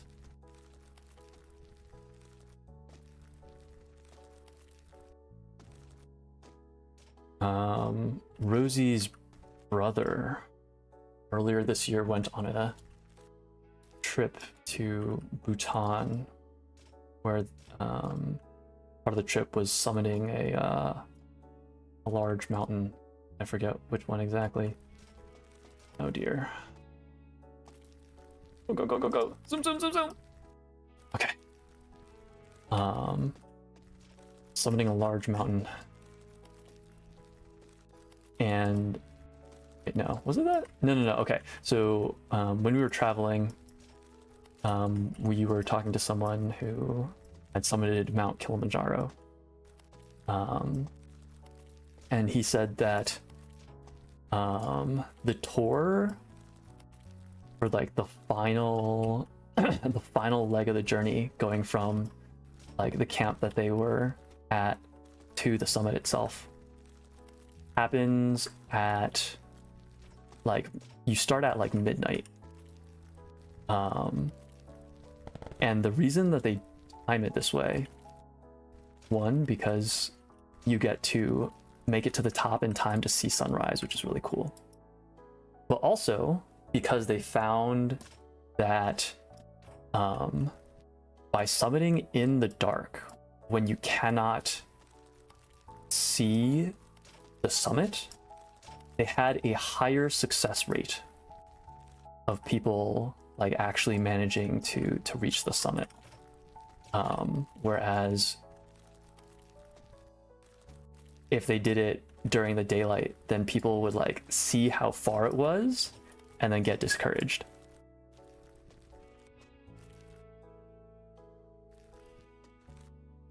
It's a little scary. And actually see where Sisyphus is. All right, push, zoom, zoom, go. Nice.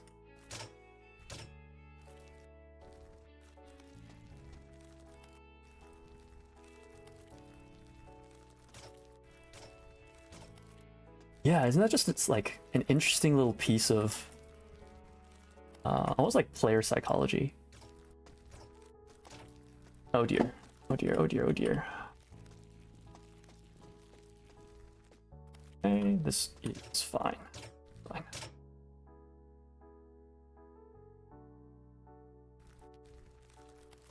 Oh, that's not fine.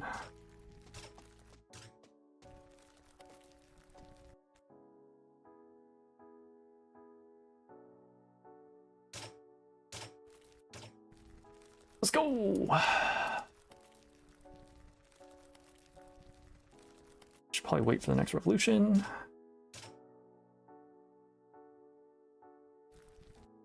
Onward. Hello, hello, hello. Okay. I think I'm just gonna go up the left-hand side here. Oh, we only have to deal with one, and it will push us if we don't manage to go fast enough. Okay, that's a little scary. Okay. Nice, nice.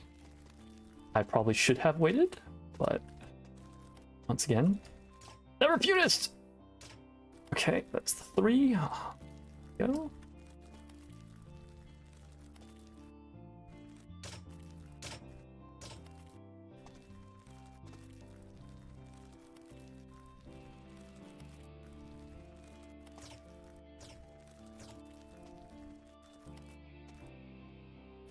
I'm probably going to jinx myself by saying this, but this level feels fairly safe.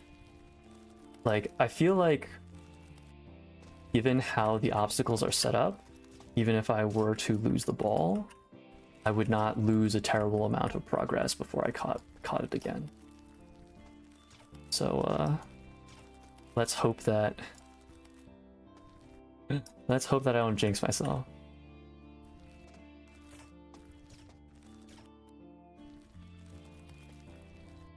imagine if I were to get reset all the way back to ice. I would certainly be big sad.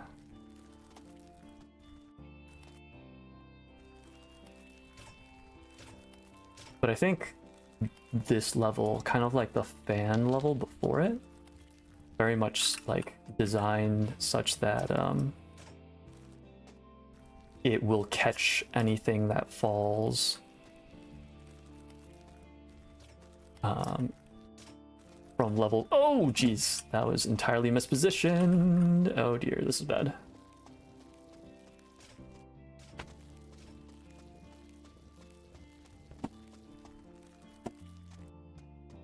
Okay, great.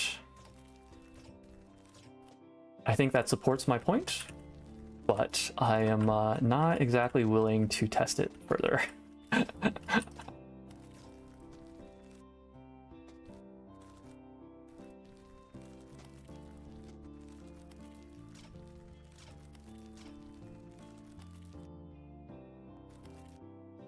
This next one.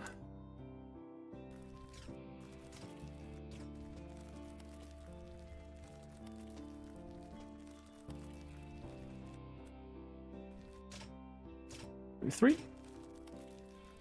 Onwards. Okay, let me take a moment to think about how I should approach. I do think going up the left-hand side, at least for this section, makes sense. Gotta wait for that ball. Okay, I don't believe this one reaches. We just have to wait patiently for this one to go by. Excellent.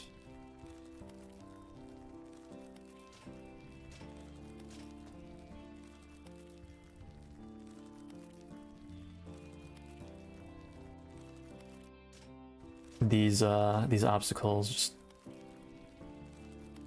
make me think of chocolate. And for some reason, coffee beans. Why? I have no idea.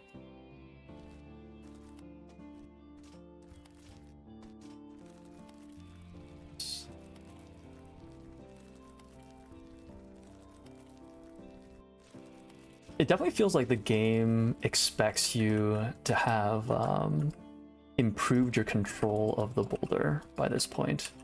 The past few levels very much feels like you have to sprint in order to have the... Oh, that's no bueno. Ah, okay. Nice, thank you. Thank you, chocolate truffle friend. Those chocolate oranges, yes, absolutely.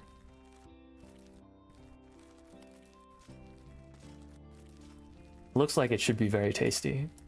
Kind of like the resource pieces in Everdell. They just look like they should taste good. Oh dear, don't hit. No. Okay, play patient.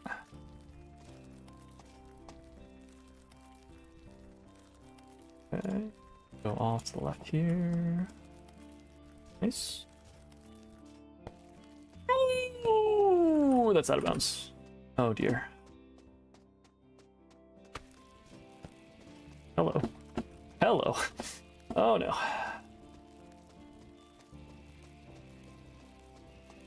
Okay. Should get caught by the checkpoint. Nice. Okay. I will need to watch out for those out of bounds areas.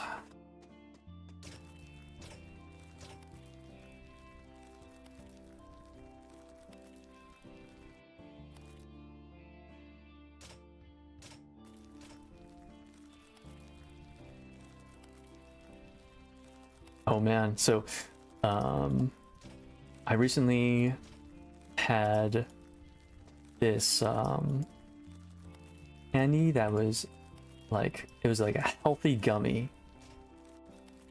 I don't remember what exactly it was called, but I do remember that the package had half of the daily recommended amount of fiber.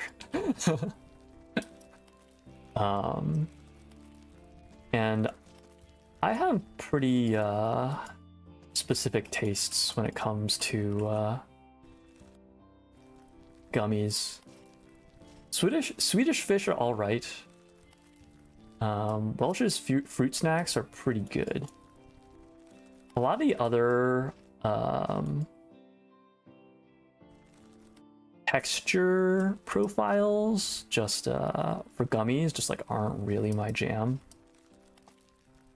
And this gummy was like a squishy, sticky gummy. It was almost like, you know, the fat, like soft Twizzlers, the ones that you can like peel apart. Oh, please, please, please, please, please, please, please, no. All right, that's unfortunate. Okay. Okay.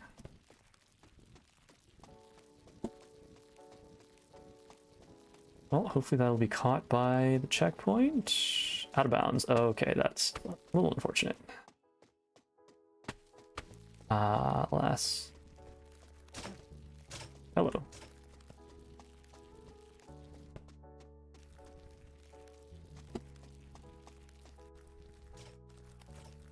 Yeah, once again, it feels like this section is very much designed to be forgiving when you lose the boulder. Yeah, so it was like a really soft, sticky gummy. Kind of reminded me of the soft Twizzlers that like come in a strand that's all stuck together and you can like peel them apart. Thread by thread. And I was not a fan of them. Not a fan of those gummies. They just like stuck to my teeth in a way that made me very, very displeased.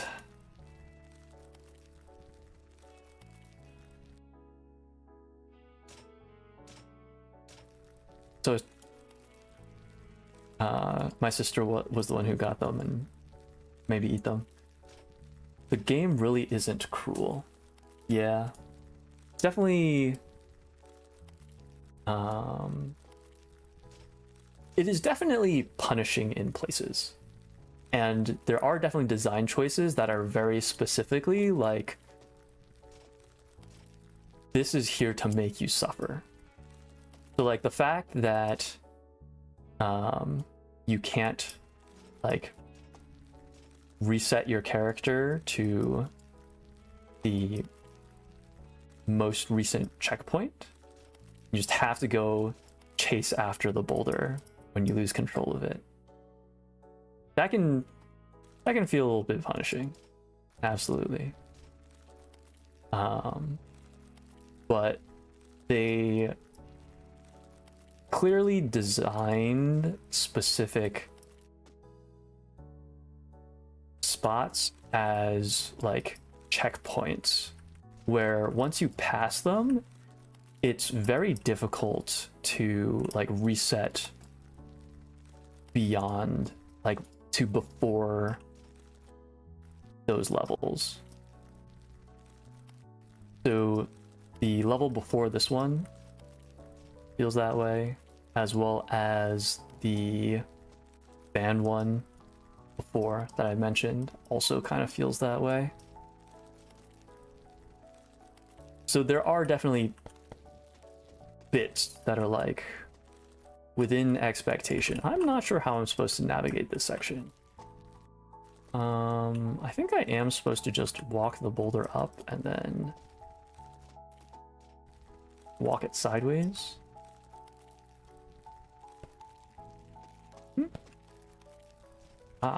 Rely on my chocolate friends to boost it for me. Sure.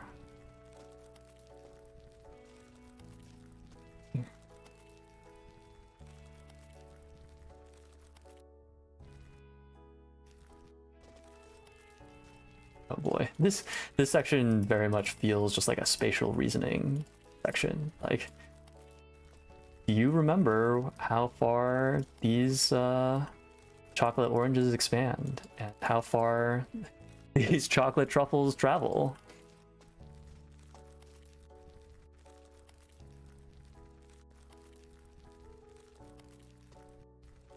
Okay, well that lightning bolt is looking closer and closer. I think. Pass again. Nope. Okay. Nice. We'll let this go one more cycle. Goes. Zoom, zoom! Nope, not quite.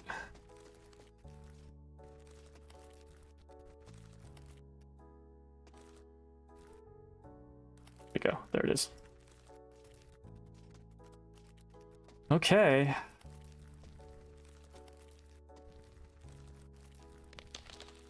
This reminds me of toothpaste.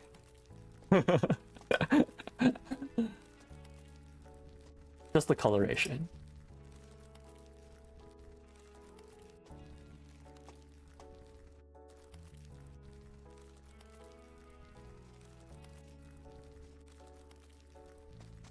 Oh.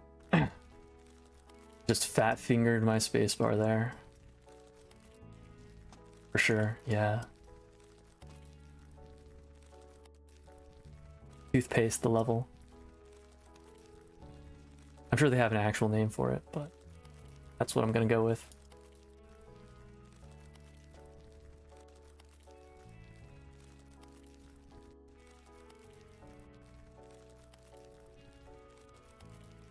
Oh.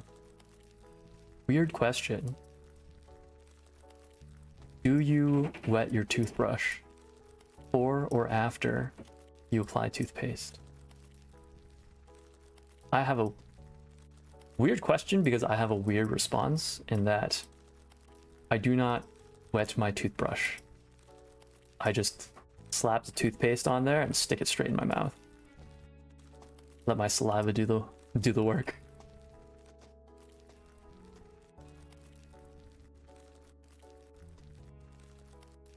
Always before toothpaste. Fascinating. I used to do after toothpaste.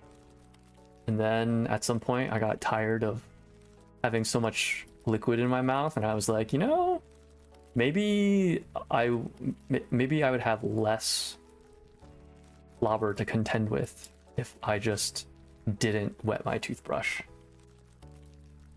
So now I don't. But bad texture. Okay, touche, touche. I haven't had too much trouble with that. I have sensitive teeth, so I use toothpaste that is specific for that.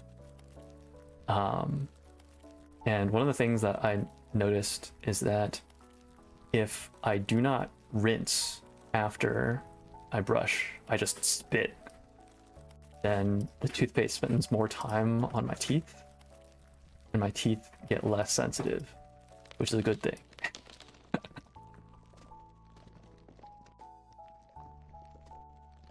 Good thing for me. So those are my weird toothbrushing habits, I guess. I don't wet the brush. I don't rinse after the fact. I only spit. Apologies if that's TMI, but there you are.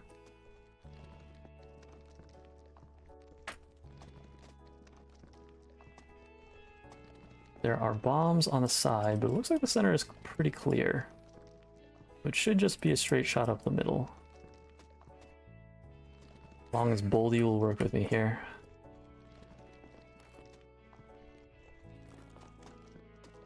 Definitely a change in background music, huh?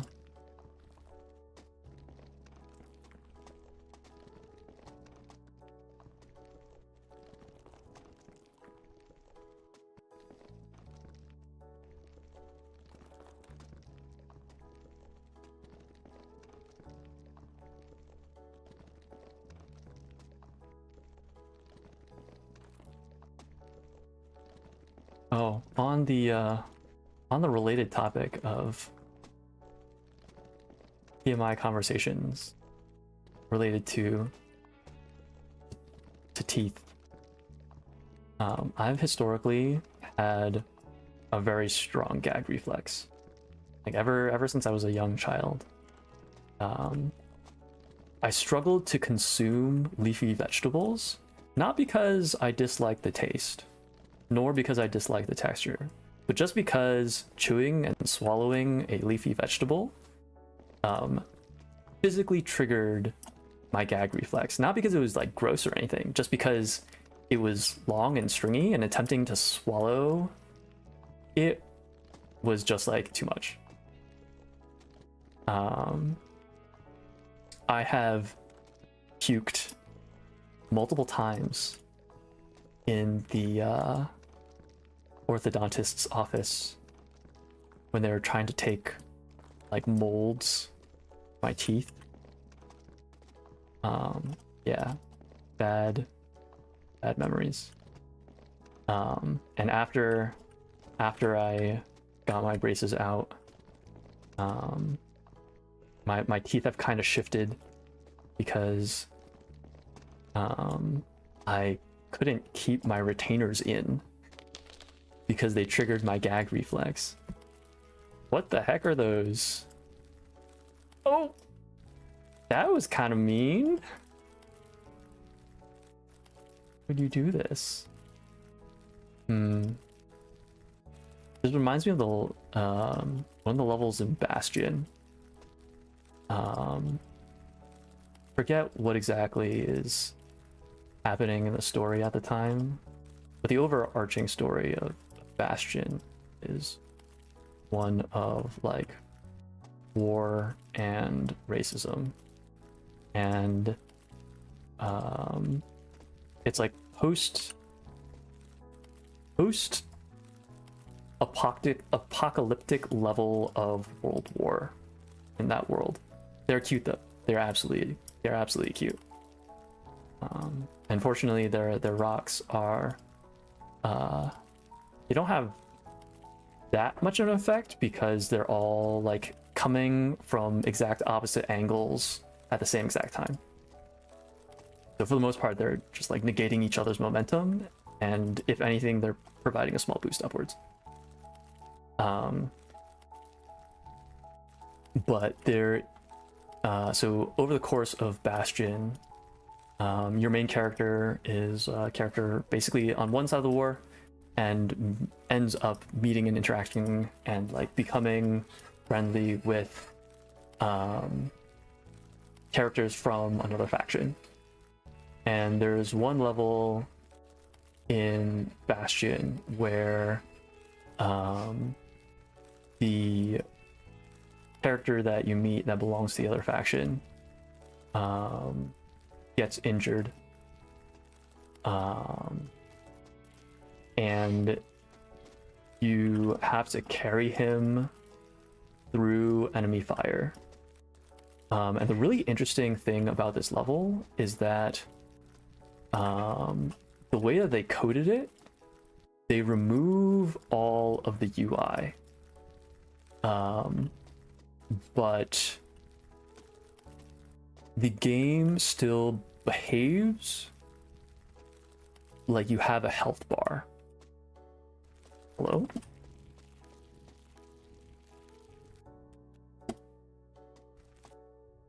So you're carrying this character, the enemy is shooting at you, and you're navigating through this level incredibly slowly without weaponry because you are carrying this character. And when the game recognizes that you run out of health, even though it's not like shown to you that you run out of health because the UI has been removed. Oh dear.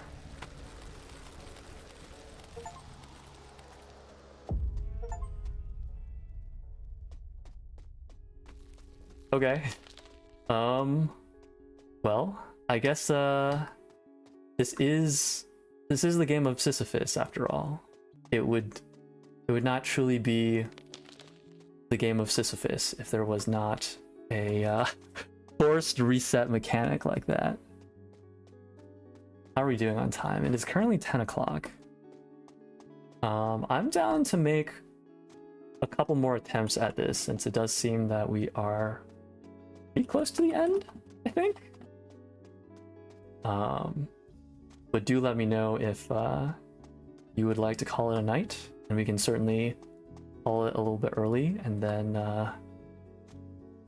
we'll pick it back up again when I next stream, which is currently scheduled for Thursday.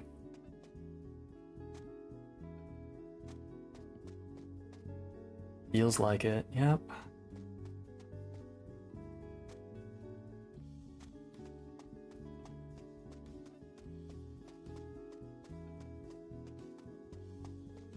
There's also a good stopping point. All right, I'm down to just call it here. I will change my next stream so that it will be for the Game of Sisyphus. I'll give a shot at creating that thumbnail idea that I said that I had in mind. So that'll be a good opportunity to learn some photo editing skills.